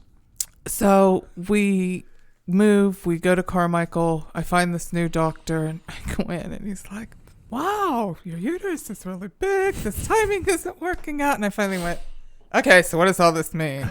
He's like, we need to run some tests. I think you're pregnant with twins.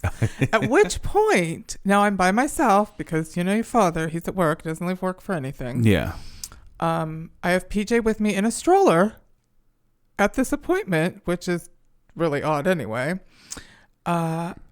And he now tells me he thinks we're having twins. And we moved somewhere I don't know anybody. You're hysterical. I am hysterical. I'm crying. I can't be pregnant with twins. Do you see him? He's not even 2. Because in that house, we're pretty far away from Grandma Jackie, Grandma Bonnie. Well, Grandma Bonnie was still in the Bay Area. Grandma Jackie was in Sacramento, but, she ran the apartment building and different stuff. And we just didn't, it wasn't that situation where she took care of you guys all the time. Yeah. So I was pretty hysterical. So, and also you have to remember that your father's also had a heart attack at this time. And So he'd already had his first heart attack. yeah, he had his first heart attack while I was pregnant with PJ. As a matter of fact, he was in the hospital that I was going to deliver in and that we had been taking Lamaze classes in. And the girls from Lamaze came up and told him that was a really shitty way to get out of taking Lamaze classes. And they were going to move them to his room. How old was he when he had his first heart attack? So he was in his 40s when he had his first heart attack. Oh, okay. So I was, needless to say, a little hysterical about the whole thing. So they ran some tests, and I obviously have a little bit of a mean streak in me somewhere. So we find out it's not twins. I'm just, Right. 3 children later. So Grandma Jackie and Grandpa Howard come to dinner that night.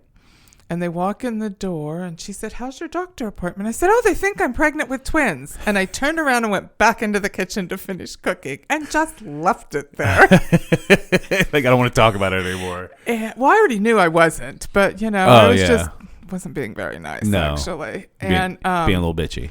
Yeah, because she wasn't really happy that we were pregnant again. Yeah. So I just turned around and went back to the kitchen to finish cooking whatever it was we were having that night. And your father looked at her because her mouth fell open, and he said, but we're not. We're not. And actually, that kitchen was really big, and the dining room or the kitchen table where we ate at was in the kitchen there as well. And it was a big table, glass table. Yes. Yeah. And then a big living room. That house was pretty big. It was a very big house. Because then on the other side, there was a hallway where me and PJ played He Would Steal My Sock game. Yeah. And then there, on the other side of that was another giant room. Yeah, family room. Yeah, which is where I watched Stephen King's It for the first time when Dad told me I couldn't watch it with him. So I just snuck off and watched it by myself like a moron. I've hated clowns ever since. I don't even know what it's about, so we all know where my movie habits I'll tell you, it's a Stephen King movie. Oh, yeah, that doesn't sound good. Yeah, I was probably in 2nd or 3rd grade. Well, you do know that your father got some girl he'd been dating to go with him to see The Omen by telling her it was about a dog and a boy and his dog. You gotta love Dad. Yeah, that's your dad. But that was a big house, and there was the crazy neighbors that lived next door. That had 9 boys. Was it 9 boys? Yeah. And literally, they had like a junkyard in their backyard. Well, and a lot of it was because the house wasn't finished. Do you remember that? Not only was it not finished, but that house was the kids' house. Like, we had zip lines throughout the entire house for G.I. Joes. Like, through the kitchen, through the living rooms. Like, half of them didn't have floors. They just had the subfloor down. And so some of that junkyard was like stuff to work on the house. Which I never saw anybody really work on it. Yeah. I'm not sure they ever really. They were not. And they had chickens, right? Yeah, I think so. Chickens? Yeah, because they had the junkyard right behind their house, and they had a field next to the house almost that had some junk in it, but it was really like a field. And I believe there were chickens in that field area. And I mean, the kids were dirty. And I've been like at least one of them stepped on a nail, and we had to get him out of there. But it was chaos over there. Yeah. I loved it because we could do whatever the hell we wanted. And there were zip lines for all your G.I. Joes. I mean, come on. I wasn't allowed to have zip lines through the kitchen. No. One thing I also remember from that house. Eventually, there were some adults in the house with you. Yeah. That's one thing. A couple things I remember from that house. That is where I remember first fully taking advantage of how much older I was of PJ, because we would play hide and go seek. And he was so young that when he found me, I would convince him that I wasn't me, I was a robot of me, and he still had to go find me. And since he was so young, he believed me. That older brother worship thing. Yeah. And then I also remember in the living room, that was the first time I really understood VCRs. And we used to record TV things on the VCR. Yeah. And HBO was playing the first Ninja Turtles movie. And we were recording it. And we had that VHS tape forever because I love the Ninja Turtles. The live action movie, not a cartoon. And I got so excited about this one part that happened that I rewound it while it was recording. Oh, no. So the whole time we had it, at this one point it rewound, played that again, and then just jumped. Oh my gosh. Do you remember PJ putting a padlock in it? That was the other house in Sacramento that we moved to, where we lived by Chris and Kathy Rogers. You guys had a VCR in your room. Yeah. You boys shared a room, and it wouldn't work, and your dad took it apart, and PJ had put a padlock in it. I also remember Stephanie was watching me when you guys came home with Hannah at that Carmichael house. Yeah. So Grandma's second husband, Howard, had 3 sons, and his son, Rob, great guy. Him and his wife, Irene, have 3 girls and a boy. Yeah. And they lived, I don't know, maybe 45 minutes or an hour away. And she would come stay with us a lot and help me with you kids, especially with your dad traveling and stuff. And then when we were getting ready to have you, she came and stayed. Yeah. I mean, we were getting ready to have She was my Hannah. babysitter fairly often. Yeah. No, I mean, not like a ton, but when I did have a babysitter, it was usually her. Yeah. You guys made a banner and everything for the house. I very and much a remember that. cake, And we drew it. Stephanie's still the best to this day. Yeah, she's awesome. She came in for Hannah's wedding, actually. Yeah. Yeah, her and her daughter. You know, even after Jackie and Howard got divorced, Stephanie would come in and stay with Jackie while we were in Williamsport and stuff. Yeah, and they're still very religious. But now that I'm thinking about it, I remember one that was the first time I ever rode I'm doing quotations here, motorcycle, because it was a mini bike for kids. Yes. Yeah. But I'm remembering, one, his son, Rob, did not get affected by poison ivy. And they lived in like a weird church compound thing. I don't remember that it was a weird church compound thing. They lived in a motorhome, kind of like out in the woods type situation. Where they were building the church and still going to it as they were building it. Yeah, which is what they have done. You know, Rob has seeded several churches. And I will all the people that lived around there went to that church. Yeah. I will have to say though, that is truly a family that walks the walk. Oh yeah, without a doubt. Yeah. You know, they have been with us through so many different things, and to this day, I'm very close to Stephanie. Right. And she still calls me Aunt Tammy, and if I didn't know how good of actual Christians they were, I would have said like a cult type place. Mm-hmm. But it's not. They are actually good Christians. Mm-hmm. They are. It's not like cultish. I mean, when you would see that area, that probably would have been your first thought. But they were just very good people. Mm-hmm. But I just remembered that because looking back on it, it seems so crazy. Because I remember when they were building the church, and it was almost like red wood. And I am remembering now going to a couple of churches in California, but we didn't go often. We did when we lived in Antelope. We started going to a church out in Rancho Cordova with a friend of mine named Joan. I do remember that now. That I am still friends with. The only reason I remember is I don't really remember the church. I do remember the church. I remember, we went for a little while.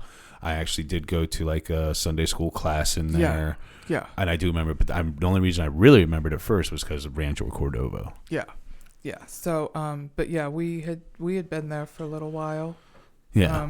I had, while I was back in Ohio, had changed my ways.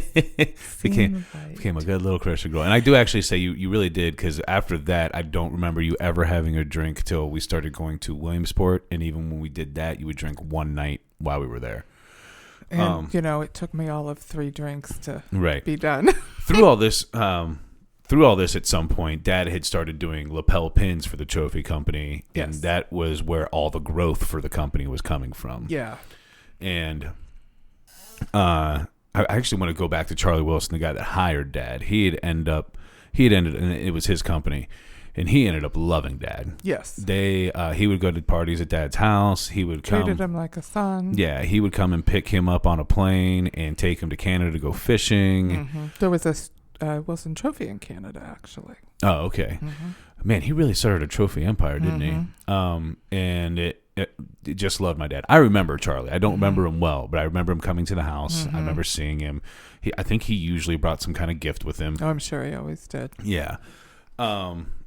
And so Dad started this pin business, which basically it was for Little League because he already was dealing with Little League with trophies. Right.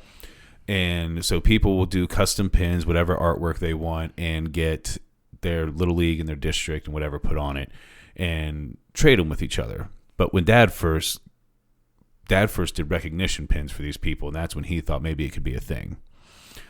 And he told me how he built the business was doing those business trips and getting the largest room he could, getting a bunch of alcohol, and calling it a hospitality room for the DAs. Yeah. And at first he would just schmooze with them, and then eventually he'd work in, hey, check out this idea about pins. Yeah. And then he started selling pins. They would be trading pins sitting in big spa tubs in the hotel room. That's hilarious. Yeah. Laying across beds, Really? all around beds. Yeah. Yeah. Absolutely. And I started trading pins in California. Actually, the first real pin trade I did was with Jeff Shue. Oh, yes. Great guy. Love Jeff.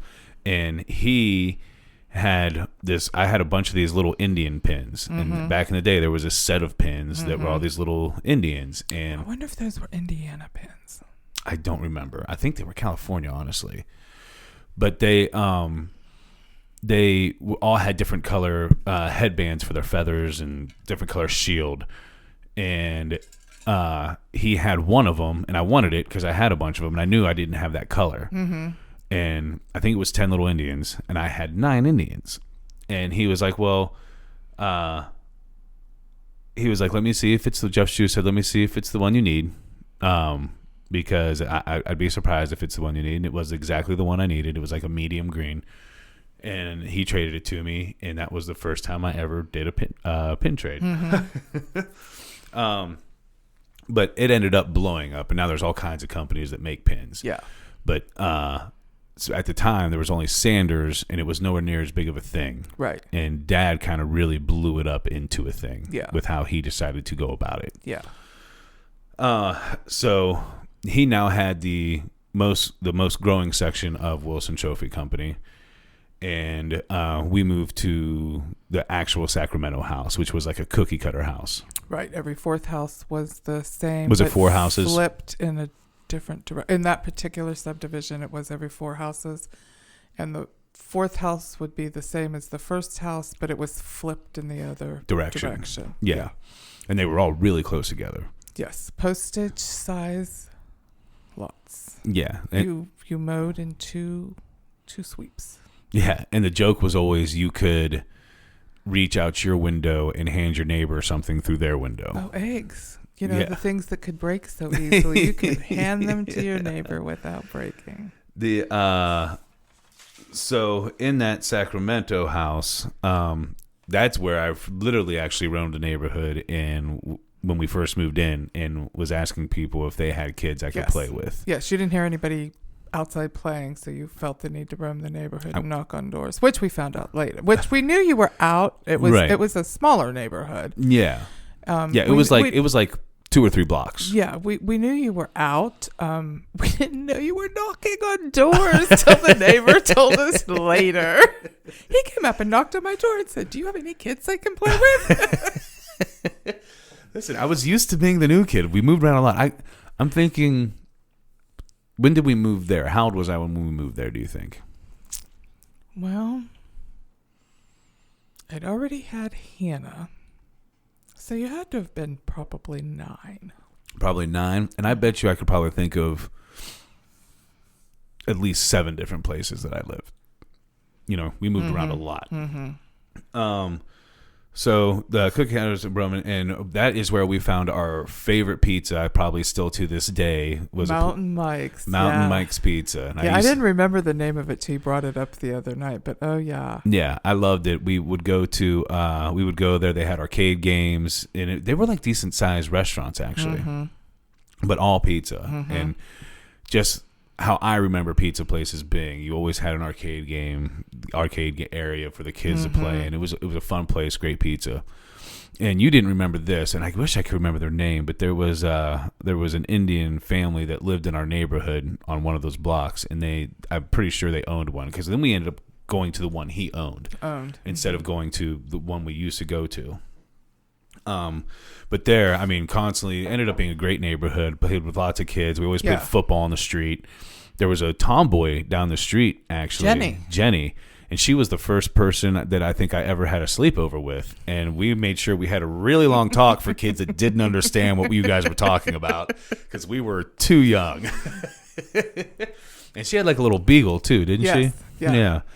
And there was a guy down the street who may have been, I mean, obviously I had a good example with Dad in the work ethic that he showed, but there was a guy down the street, him and his, I think, wife, but they were a single couple. They didn't have any kids, and he always let me cut his grass for money. But if I didn't do everything for the job, he wouldn't pay me. I had to sweep. I had to do the edges. He let me use all his stuff. You know what I mean? He was like, but no, if you're going to do a job, you got to do a job. And that was part of how I bought my Sega, because you guys bought me the Nintendo, but after the Nintendo, you guys didn't buy me game systems. You remember me trying to figure out which one to buy, because there was Super Nintendo and that, and I was doing research and trying to figure out what games I wanted. But then we also had a rabbit, Thumper. Yes, we did. Who we sometimes called Thumperla, because she bit everybody. Yes. Yeah. God, do we have a video of PJ running into a door at that house? The glass door? Probably don't have it anymore. Anyway, there was also a giant dog in that neighborhood named Bear that I remember very well, that I knew how to play tag. Yeah. He was the biggest, he was bigger than me. Yeah, he was huge. Yeah, biggest, fluffiest dog. Again, single younger couple. Yep. And I would go there. If I couldn't find any kids, I'd go there and ask if Bear could come out and play. Yeah, they always enjoyed that. Yeah, and they would let Bear come out, and he literally knew how to play tag. Yeah. Like, if I tagged him, he would start chasing me, and if he got me, he'd start running away. Yeah. It was a great neighborhood. Chris and Kathy Rogers. They lived in the corner, and they put up the basketball hoop, and that's when I first started playing basketball. Yeah, next door to us was Michelle and Joe Agundis. And they got me started on collecting baseball cards. He did, Joe. Okay. Yeah. And then he got really... And they had a little boy, Joey. Joseph. He had the same birthday as me. Yes. Yeah, I just remember that. Yeah. His dad's on Facebook, so I still see some of their life. And then, of course, Kathy's on Facebook, and her kids are all grown and have kids. And yeah, that's crazy. Yeah. And that was the first place I experienced block parties as well, because the Kathy and Chris, he was a sheriff. Yes. And they had a big lot. Yeah, they were back in the corner, so they had a big corner lot. And the corner was almost like a cul-de-sac too, like it was like half a cul-de-sac, and so they threw block parties, and that was my first experience with those, which I love. Which, I mean, we all were part of those, everybody in the neighborhood brought something and did something, and we were like a big family that celebrated holidays and all kinds of things together. And your dad had his open heart surgery when we lived there. Yeah, that's where he drove himself to the hospital by himself when he was having a heart attack. No, right? That was in the U-shaped house the first time. Oh, was it? Yeah, I didn't realize that. Yeah, well, I was pregnant with PJ and you were sleeping. He didn't think we should wake you up. Yeah, because he thought he was having heartburn. He thought he was having heartburn. He thought I should sleep since I was pregnant, and drove himself and never didn't come home.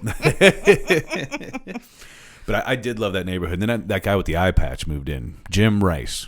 Yes. Yeah. I can't believe you remember his name. I remember him because he's the first person that taught me really how to shoot a basketball. Okay. And I ended up being in love with basketball for a long time. Yeah, and I think they were right next door to Chris and Kathy. Yes, if they weren't right next door, they were one house separated. And he loved having kids at his house, Mm-hmm. him and his wife, because they were a little older. Yeah, because so Chris and Kathy were the fourth house from us because Chris and Kathy and us had the same house. Yeah, yeah. And but he loved having kids over, and we would watch sports over there. He taught me about sports. He would also let us watch horror movies, which Dad always let me watch whatever movie I wanted, but never horror movies. But I mean, it could be an Arnold Schwarzenegger movie, people cussing, people dying, but something that he thought might not let me sleep, except for maybe Aliens when I was really young. And actually, I remember this about Dad when we were watching Aliens. Sigourney Weaver, who was playing Ripley, was going back in to get Newt, this little girl, into like this place where there's killer aliens everywhere. Okay. And I was like, Dad, she's crazy. Why would she do that? And he said, if it was you in there, I'd go in and get you. So, but I actually had a heart attack on here. But sometime when we were living in that house, Charlie passed away. Charlie Wilson. Yes. And so It was after your dad had his 5 bypasses. after he had his 5 bypasses, man, Jesus. And that's when Dad actually, we were living there when he went to Baltimore. Yes. Yeah. Actually, let's go into that real quick now that I think about it. Because Charlie, he was in Williamsport. No, I take that back. We were still in the Carmichael house when he went to Baltimore. Okay, we were in the Carmichael house. Yeah, Grandma Bonnie was there. And you were pregnant. And I was pregnant with Hannah. we Very pregnant with Hannah. Yeah, we didn't even talk about the fact that you broke your foot before you had Hannah. So Yeah. you were actually in labor with a cast on. Yes. So I, well, not only that, when I left with doctor records. You, PJ, your 8-month pregnant mother. Big old belly. Yeah, all got on the plane and traveled to Baltimore. And Charlie paid for the whole thing. Yeah. Your dad had his heart attack in Williamsport. He had not been feeling good in Florida at the Big League World Series. He was at Williamsport. Tried to go to the hospital and get them to just give him some more nitroglycerin because he was eating it like candy. Yeah. They kept him and wouldn't let him leave. Charlie tried to fly him to Texas to the Heart Institute, but they could not get him stabilized. So they took him by ambulance to Johns Hopkins. Which was still probably a pretty good drive. Not bad. And then, so we all flew there. Now, Bob had come over, so Bob Sheriff, so he was there. But I left with doctor records, not knowing where I was going to deliver this baby or what was going on. I don't know what I was thinking. What I was going to do with you and PJ while I was delivering this baby, I'm not real sure. Hopefully Johns Hopkins had a daycare system. Yeah. 24/7. Yeah. Well, and it was a nightmare. I mean, I've still to this day never been to a more humid place. Yeah, it was very, very humid. And you were very pregnant. Yes. I remember fighting you to go anywhere because I didn't want to leave the AC. Yeah. Like you would even say, like, let's go to the toy store. And I'd be like, I don't give a shit about toys. I'm not leaving this AC. Yeah. And it was in a very dangerous part of town also. But no, Baltimore's a nice, safe city. And we stayed in the hotel in the parking lot and were not allowed to walk to the hospital. We had to get on the little I forgot. bus and take the bus that was all glass. Yeah. That had to go out around through town because there was no way to get from point A to point B. You had to go out and through town to get over to the I forgot about those buses hospital. because we didn't even have a car. So even when we were going, because I remember going to Toys R Us and getting toys. I do remember that very vividly. I think I probably got Ninja Turtles or something. But I didn't even think about it. We had to take a bus to even go do that. Mm-hmm. And then when I would finally get you guys to sleep, if I couldn't sleep, I would, big old fat belly, go sit in the bathtub to read or something. Like no water in it. Just to get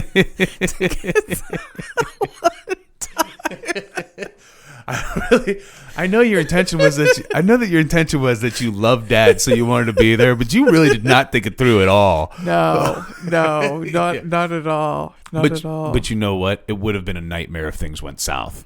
And absolutely. we weren't there for all of us. Yeah. That would have been awful. Yeah. Okay. So they did finally get him healthy enough that they got him out of there, but we couldn't travel right away. We rented a car, drove over to Williamsport and stayed there for a couple days. He flew out so then flying home, I didn't even fly home with him because my tickets were booked out of Baltimore and he was still out of Williamsport. Oh, shit. So we flew home separately too when we were finally able to all fly home. Yeah. God, that's so crazy to think about. Yeah. But so then Charlie, and Charlie always took care of our family. I feel like just in any way he possibly could. Yeah. He, since your dad was so young, he used to always tell me, don't worry, we'll always be here for you. You mean and since you were so young and dad was so much older, that's what you meant to say. Yeah. Well, and I had young kids. And, right. But yeah, he always said, don't worry, we'll take care of you. And he was a good guy. Yeah. He had his moments, but he was a good guy. Right. Well, I know one story that Dad told me a long time ago when Dad had that house, that party house, before you guys were together probably. Charlie stayed with him one night and partied all night and had thrown up in there and used his brand new vacuum cleaner, Dad's brand new vacuum cleaner, to just vacuum it up. Yeah. Yeah, that did happen. Oh man. So Charlie ends up passing away. Yes. And Chris didn't really know how to run the business, his son. Right. He had not been involved. He had been actually going to school to be a minister. But he was also already a lawyer. No, that was the other son. Oh, the other son. Okay. Yeah. So he was going to school to be a minister, and he had just started working for the business when Charlie died of heart attack. Yeah, crazy. How many heart attacks? Major heart attacks. I'm pretty sure they said they didn't know how many minor, but how many major heart attacks did Dad have? Actually, he was always very fortunate. That they were never major enough that there was any heart damage. And the very first one that he had, the time he drove himself to the hospital, actually took a while to even be certain that it was a heart attack because it was in the back of his heart. So those things don't show up right away. You have to wait for the dead enzymes to fall off. So it really took a little while before we knew for sure that that's what was going on. Yeah.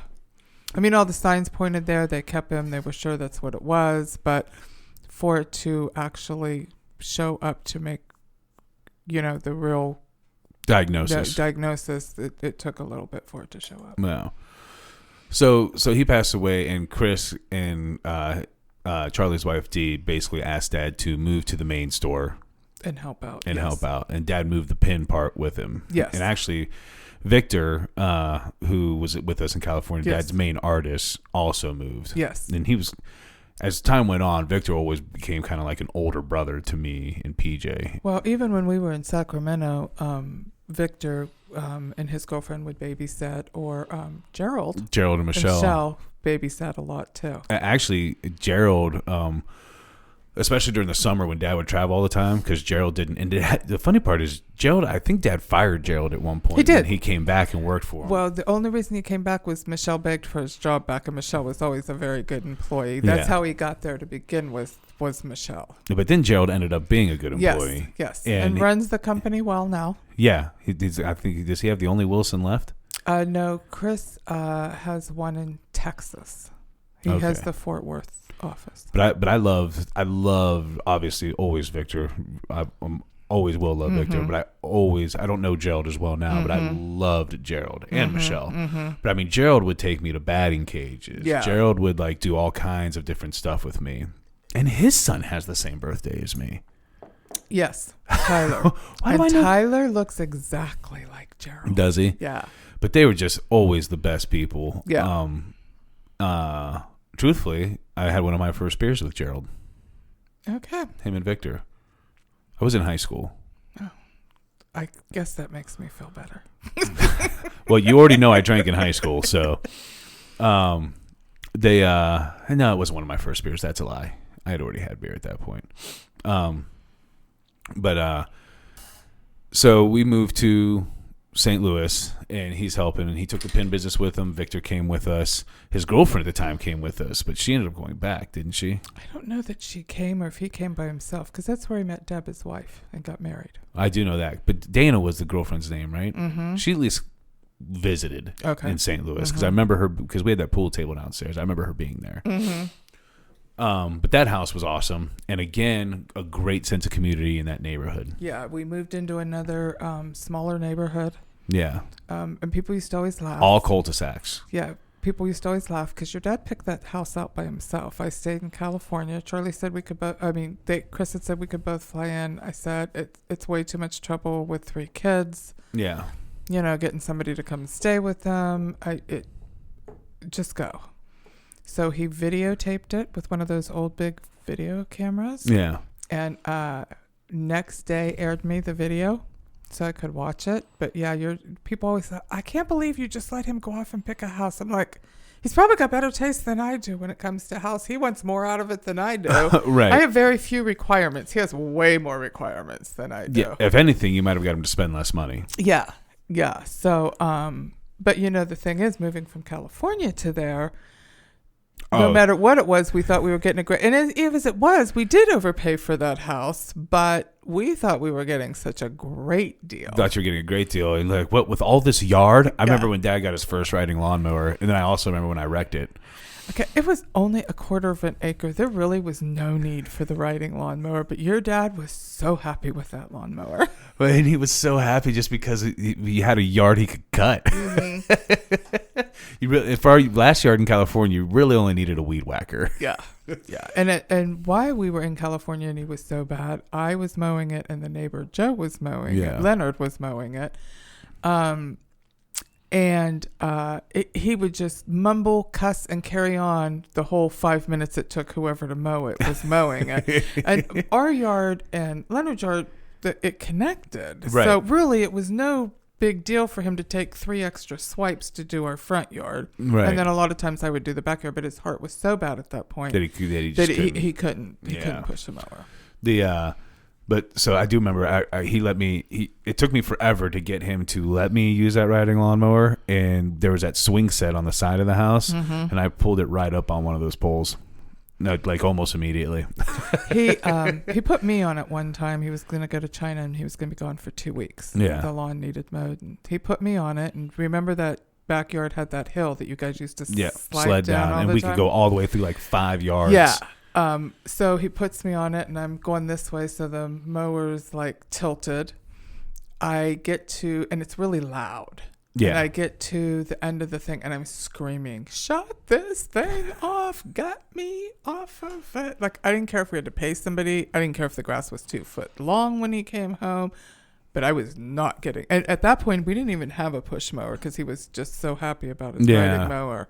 I was not getting on that mower again. And I still, to this day, do not get on a riding mower. He was so happy about it that the vehicle he drove for work was parked on the road so that the riding lawnmower could be in the garage. One thing I didn't even think about, though, was I went from never seeing snow to that very first winter, there was a ton of snow. A ton. And I remember going out and sledding in it for a little while, and then I was like, I am freezing to death. Yeah. We had that big fireplace down there, though, so we always had that really roaring when everybody was sledding. But I also remember I got into it. I think Dad even said not to, because Dad knew a little bit about snow, and you knew a little bit about snow. But I got into a hot shower right away, and it hurt. Yep. Nice pinprick feeling. Yeah, I remember that. Oh, man, I remember that girl, Rachel, and her brother that lived down the street. They ended up moving away. Remember, one of them hit the mailbox when they were riding down the cul-de-sac on their bike. But there was a girl, Rachel, and her brother. I don't remember them. They weren't there for very long, and they moved but they didn't move far. They moved to like a neighborhood they were building, like you remember where our house was. Mm-hmm. And if you went left there, that was like the main road. Mm-hmm. Highway 94. If you went right and went that way a little while and then went left, you were in their new neighborhood. Okay. Mm-hmm. I'm surprised you don't remember them, because I went over that house even sometimes. What was I going to say? That's where I met my very best friend. That is where you met your very best friend. Yeah. To this day. Yeah, Kim Dorr. Yep. Do you know who I got my first text message from on Friday morning on the 3rd anniversary of your dad's death? Kim Dorr. Yep. Did you see the beautiful flowers she sent me? No, I didn't see that. Yeah, she sent me a great big, huge, beautiful flower. That's awesome. And we really, because that was the longest time I spent in one place. Mm-hmm. So I actually ended up with like a solid group of friends. A lot of them lived around me because it was like 4 or 5 neighborhoods that were all cul-de-sacs connected. Right. Yeah. And we used to go fishing all the time down at that one because it had like 2 big old ponds. Where Missy Moran lived. Missy Moran. And then Mike Joel, who is actually the guy, him and his wife helped me with the graphic for the podcast, and they do my shirts and this cup. We knew them from there. I knew them from there. But that's where we really started going to church. Yes. And I was all about church. Yeah. I went to my church. I went to Matt Stevens' church. I went to a couple different churches by choice. I wasn't being forced to go. I was in Bible memory verse and traveled, and I was in Awanas. Is that what it was called? Yes. Yes. And I was the superstar athlete of Awanas. Thank you very much. I'm friends with Daryl Back on Facebook. He was the youth minister. Yes. Yeah. Yeah. That's where they first told us that magic cards were the devil. And then you found me with magic cards. and It was a Southern Baptist church. yeah.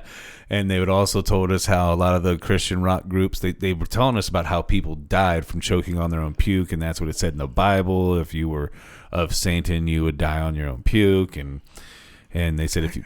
I think your memory is bad. No, very much so, because Daryl used to listen to all this music. That's where we learned how if you played certain things backwards, they would say, you know what I mean? But because they went through a thing. I mean, they were talking about how these people didn't follow God, and like Jimi Hendrix died choking on his own puke, and some guy from Iron Maiden died choking on his own. But I don't know if the Iron Maiden's the right one, but there was like 3 or 4 guys, and there was something in the Bible about choking on your own puke. There is. There is. I can't remember the verses now, but there was. I used to know a lot of verses. That's when I was a good kid. Now, I do have to say, though, actually, because when we talked about this the other night, I said, is that where my school started to decline? And you said no. But it actually was, because that's also where you guys took me to see a psychiatrist to see if I had ADD. Oh, yeah. And I got very upset with that man. Yes. And stormed out of his office. Yeah. Because he told me to draw a house.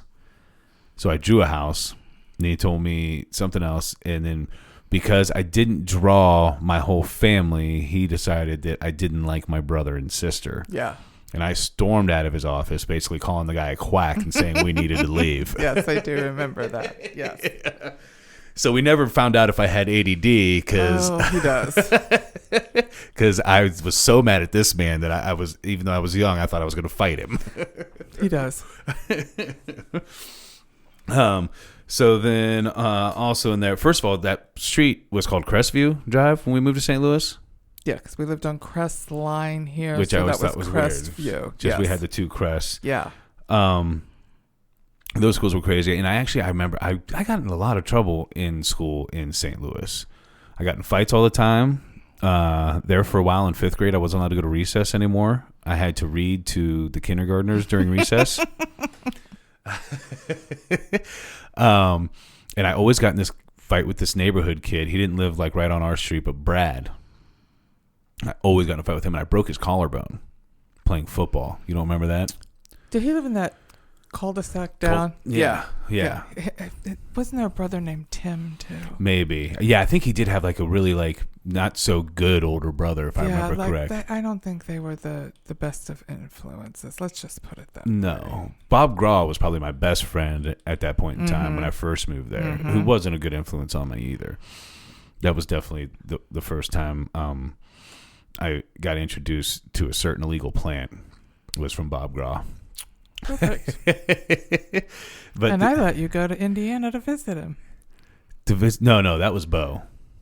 Oh, that's right. That was right. Bo. Yeah. Bob Graw eventually moved away, and that's when I really became friends with Bo and the other people. Okay. You remember Bob Graw, though? Yes. Yeah. Bob Graw ended up being a radio host. Really? Yeah. But yeah, Brad, we were playing backyard football because, I didn't have to play in the street anymore because we lived in St. Louis. And he got really mad because they couldn't catch me when I caught the ball because I was really fast. Yeah, you were. And he said that he was going to hurt me on this throw off. So he got the ball and he ran right at me. And I just took his momentum and like suplexed him and broke his collarbone.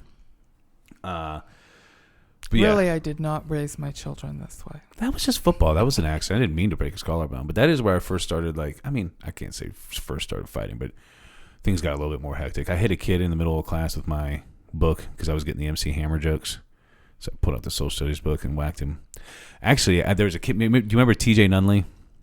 I remember the name. He was the because we lived kind of right across the street, like the main road on the other side were like projects. Yes.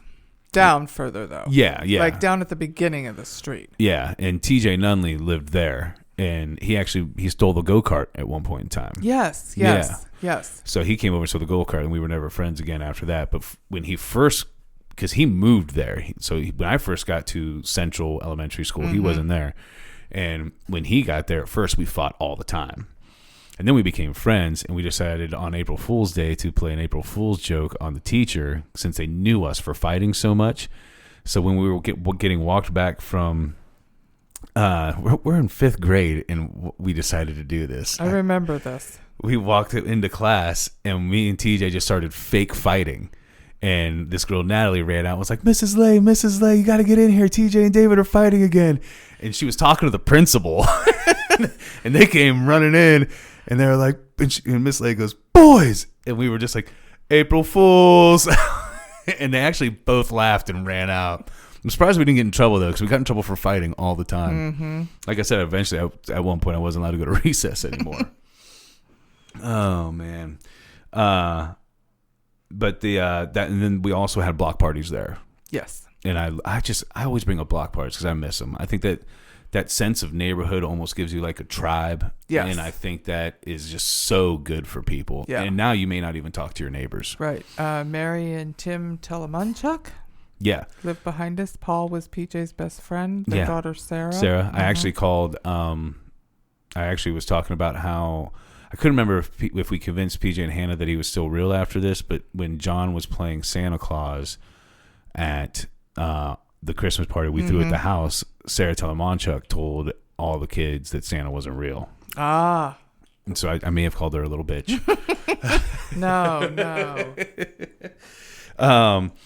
But yeah, there was them. There was an older couple there too. I forget their name, but they used to take Barb and Arliss. Arliss, man, they were cool. He Yeah, was a cool no old doubt. man, and he was like a man's man. Like he would take me to go. They had horses, or at least a horse. No, that was across the street. That's what I'm talking about. Oh, you're talking about Barb? Yeah, no, I'm talking Yes. about the old. Yeah, Yeah. I'm talking about Rhonda and Gib. Gib. Gib. It was Gib for sure. Yeah, It was Gib. Yeah. So I would go. He would take me sometimes to go see his horse, where they kept their horse. John across the street who played Santa. And the Easter Bunny. Oh yeah. When I got cut from the basketball team, he created a basketball league. He created a whole league, and then was the coach of my team. And then Barb and her husband lived next door. Cute little house. Yeah, and then her daughter and son-in-law lived down the road. Yeah, Sue Herwick. Yep. And then Bo, who I went to go visit in Indiana. Bo was a good kid. He didn't introduce me to anything bad, except for sneaking out. I did sneak, but we didn't do anything. We acted like we were spies. We were trying to find people to pay us to be spies, but nobody wanted us to be spies in the first place. And he didn't have to sneak out. He was allowed to do whatever he wanted. His mom just let him out. His mom and dad just let him out. So funny. But he was a good kid, so I mean, they were kind of bright. Like, hey, he's a good kid. Until he proves us wrong. When they moved to Indiana, I did go visit them. I love that guy. Mishawaka.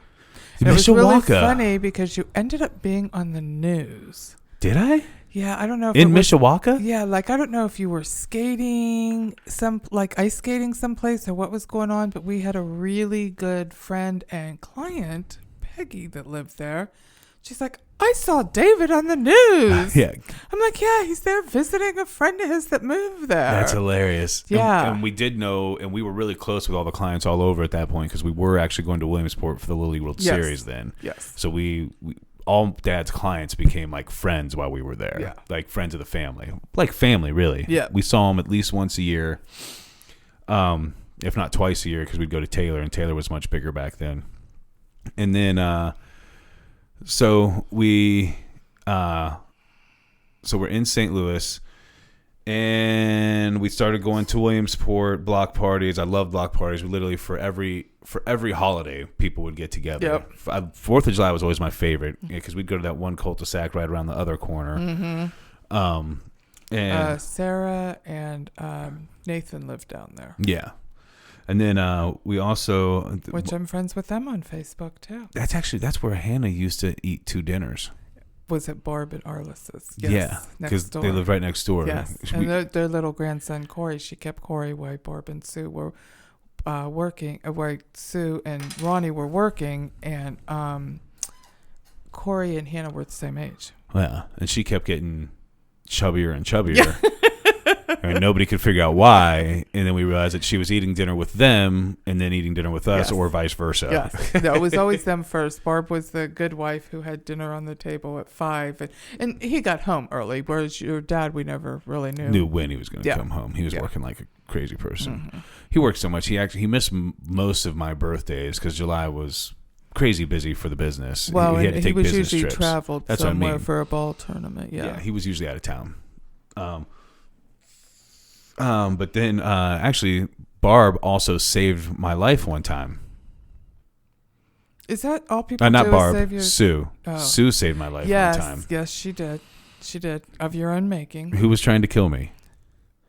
Hannah? No. Thank God I was very fast. Yeah. So But whose fault was it? I said just a minute. For how many times had you said just a minute? I don't know, but listen, we couldn't, unless we didn't have DVR back then. I was going to miss what was happening on the TV. Oh, David, you always had a story for something or a reason for something. Your favorite thing was to push my buttons. I'm good with stories. Do you remember the time you had to go to church with a handprint on your face and you said, I'm going to tell everybody you smacked me in the face? And I said, that's great. Go ahead. I remember getting smacked in the face a few times, and all deservedly so. Well, in that particular time, I said your dad had been gone every week. You talking about when you tried to kill me? No, this another time. When you smacked me in the face. Yeah, your dad had been gone every weekend for months, and I at the time ran a daycare, so that kid's 24/7, and you have always been a push the button. Well, You're a salesman. You gotta. Everybody's got to see it your way. Oh yeah, well, and there was a time where I was a little bit of a jerk, and I remember one time you actually coming in towards you sometimes, and I remember one time you actually came into the room, and I think we fought a lot, and I think we fought less after this, but you came in, you just said, "Listen, I don't know what's going on," blah blah blah, and then we both cried a lot, and then I think after that we fought less. We never stopped fighting, but we fought less. I think we still fight. Yeah, well, that's because you're a bully. But this particular time, I was ironing. I can remember we were getting ready to go to church, and you came in, running your mouth. And I said, David, I can't. I just can't. You just need to leave the room, go in another room, finish getting ready. And you were still trying to convince me I should buy ice or something. Yeah. And I said, really, David, you've pushed my last button. There's no more buttons left. Like, you got to go. Son, you got to get out of my room. Well, that's also how I would get out of being grounded. I would be grounded, and I would just go make sure I'd stay in the same room and talk the whole time. Like, just go outside. Just go outside. And I think I told you at least 3 times. You know, the 3 strikes, you're out. I heard the 3 strikes thing a lot. Yeah. So you did get, and it was just an automatic reaction. You started on something, and it happened before I realized it. And I'm going to go to church and tell everybody. And what happened when you went to church and told everybody? Oh, everybody knew exactly what kind of kid I was. Yeah, they said, so what did you do, David? Yeah. Well, I always remember, this is one of my favorite things, is I used to say, even when you didn't even spank me, I would say, I'll call the child abuse hotline. Yeah. And you were like, you know what happens when you do that? They come take you away. So go ahead. Go ahead. I'll get a rest. Go ahead. You'd get so mad. No, they don't. Yes, they do. They remove you from the home. Yeah. And I used to get so pissed. They don't remove me from the home. They remove you from the home. You're like, I'll get a nice break, and then they'll bring you back. Yeah. That's when they started teaching that in school about child abuse and calling the hotline. Oh, I'd say, do you want me to dial for you? Yeah, yep. You'd pick up the phone sometimes. Yeah. You'd pick up the phone and hand it to me. No, because that was before there were cell phones. So you'd pick up the house phone. You'd be like, here you go. Call them. Yeah. Got the number? You need me to look it up? And now it's gone too far. Now you're not allowed to spank your kids. And I can tell you right now, folks, if I did not get spanked or smacked ever in my life, I would be a nightmare today. Yeah. But so this particular time, I said, just a minute, and I was downstairs and watching I was TV. really sick. Do you remember that? I was really sick and getting ready to leave to go to Hawaii. Maybe. Your dad was already gone. Yeah. At this point, I was so sick I didn't even want to go to Hawaii. Well, and you sure hell didn't act like it because you were running super fast. So I said just a minute, and you said, no, not just a minute, right fucking now. And you grabbed a belt, and then you came down the stairs, and I tucked behind a chair, and we were going back and forth on this chair, and then I was like, Mom, you're being crazy, you gotta stop. And then you started climbing over the chair, at which point I turned and ran up the stairs and ran outside, in which case you followed me, and thank God I was fast because you were a lot taller than me, so you had a much bigger gait. Yeah. And you were this is before we had the fence. Yes. And you were chasing me around the house. And we were the first house when you drove into the subdivision Very on the right first hand house. side. Yeah. Very first house, and I'm screaming, Mom, stop! Mom, stop! And you're like, I'm gonna kill you! And Sue Herwick drives into the neighborhood and catches me with belt in hand chasing my son around the house. And literally tackles her. Yeah, pulls in the driveway, says, what are you doing? I'm like, I'm just gonna kill him. Just gonna kill him. How crazy do you think we look to the whole neighborhood? Oh, yeah. She's like, if anybody else but me had driven in here, somebody would have called Children's Services. You need to stop this. And you probably told her, and then they would have taken him, and I would have got a fucking break. Oh, my gosh. But I really was so sick. And so then while we're gone in Hawaii, Mary and Dave came and stay with you. I forgot about Mary and Dave. Because they were building a house. So they had been living in an apartment. They came and stayed with you guys. Was I dating Dana at the time? I don't think so. Dave Sutton played Jesus at the church play because he looked like Jesus. Yeah. But you guys left to go check on their new house that was being built. And we had Penny at the time. Yeah. And what happened to your homework? Oh, the dog ate the homework. For real. For real.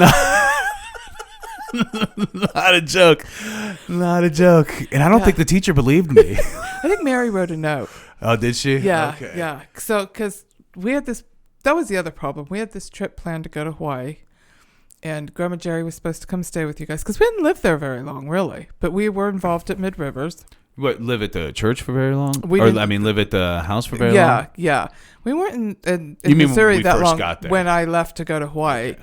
Yeah. And things had come up and Grandma Jerry couldn't come. And so I wasn't going to go. And Mary Sutton said, no, go. We'll take care. So here I go off and leave my children with these people. I didn't even think about that. I'm sicker than a dog trying to get ready to go. The whole thing was just, yeah. That's hilarious. Yeah. Yeah. And I will say, I've always been a fan of girls. Like, even at that school where the principal died, I would actually always play house with the girls during recess. Kind of like you do now. I can only play house for so long, though. Kind of the same story. Yeah. Well, I would always play house with them as long as I was the husband. And I remember one time, this is when I was in like preschool, kindergarten. I remember one time there was a new kid, and the girl was like, he's going to play my husband. I was like, then I'm not playing your fucking game. And I literally took my ball, because I always had a basketball, and I literally took my ball and left. But then, I must have dated every girl in that church. Possibly. Or tried. Well, not Chrissy Moran. I never dated Chrissy Moran. Never dated her. Not Missy yeah. Missy Moran. Yeah. I never dated her, but yeah, I dated a bunch of those girls. Mm-hmm. But I was still, for the most part, a good kid. And then, so eventually, we're not going to go into Ohio tonight because this has already been really long. So we're going to do a part two. Way past my bedtime. Yeah, we're just going to finish up St. Louis here. But so eventually, Dad does get. He has a falling out with Chris, the owner, and he ends up getting fired. Right? Yes. And he was trying to get with a company in Jersey, Cherry Hill, New Jersey, which I ended up living in later. Yeah. The guy's name was Keith, but I cannot remember the name of the company off the top of my head. I can't remember it either. But so, because of his non-compete, he was really having a hard time. Right. Because it was not compete, and he in Virginia, the Virginia boys, he had made really good friends with a lot of the Virginia boys from the business. They had actually wanted us to move there and live with one of them, and they would put the company in their name and stuff. Yeah, but so he did manage to call them because there was a tournament that was going to happen in Virginia, right? Yeah. So before his non-compete, it wasn't a tournament; it was a state, like a state meeting, and he was going to host a hospitality room for them. Right. Because at this point, the pins were huge. Yeah, they were massive. So he was supposed to go into this meeting. So he did call them and said he was going to host a hospitality room. He's like, hey, I don't know if they're going to send somebody, blah, blah, blah. Right. And they did end up sending people. Yes. And the Virginia people told them, what were you telling me? Basically that, it's this isn't Wilson Trophy. This is Jim Hammer. Like, right. We do business because of Jim Hammer, not because of Wilson Trophy. And you need to go hire him back. You need to make amends. You need to do whatever you need to do to fix this. Yeah. So between them, they knew, and eventually people started calling in and asking for Dad, and all the customers always dealt with Dad. Right. And they started calling in and asking for him, and they would just they didn't even say he was fired. No. They just said, "Oh, he's not in, but you can talk to Stu." Mm-hmm. And when they kept getting that eventually a guy from Tennessee, right, Jack Clark, Tennessee, Jack Clark called Dad, and then he found out. Mm-hmm. And little by little, they were all starting to spread the word. Right, and me and you have a little bit of a difference here on our memory, but essentially all the customers. Because Dad had a non-compete that he realized at this point afterwards. So he couldn't go, he had to move so far away. 100 miles, and he wasn't allowed to contact any customers. Right. But Jack Clark contacted him, and then all these customers contacted each other. Right. And because they've been doing business with Dad for, 10 years, 15 years, and contacted each other. And they were all telling him that he should start his own, and he's basically saying, I don't have the capital. And eventually a guy named George Hubbs calls. Yes. And essentially it says, hey, I heard you need some funding to start your own business. And he funded Dad's business. Yep. So now our friends from Virginia, Lowell, being one of them, Lowell and another guy, Roger, who Roger's no longer with us, but Lowell Easterly, one of our very best friends. Even got they came and made him give a deposition, and I mean it got ugly. Yeah, it got really ugly. Poor Lowell went through a lot for us for DPH.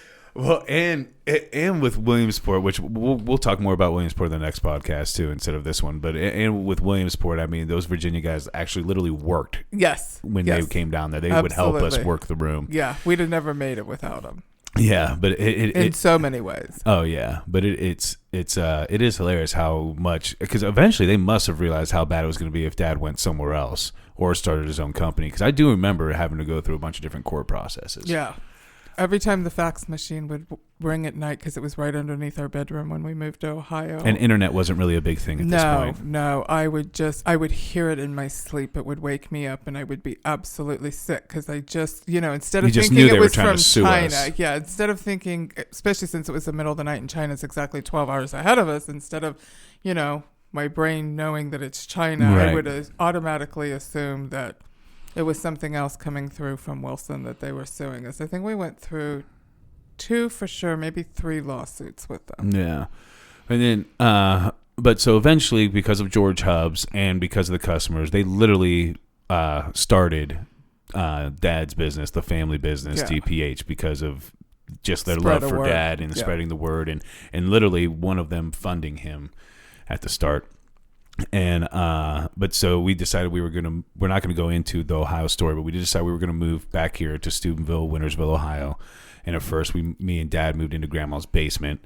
Well, the business was out of the basement, a very small basement. I think I slept in the living room and Dad slept in the bedroom or something to that extent. You guys were still there trying to sell the house.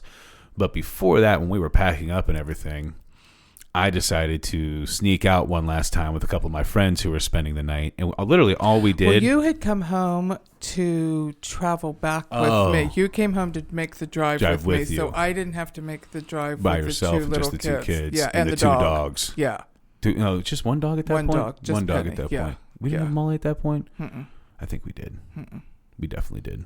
No. Yeah. Molly came here. Well, because we traveled with Molly before. I don't know. Regardless, doesn't matter. So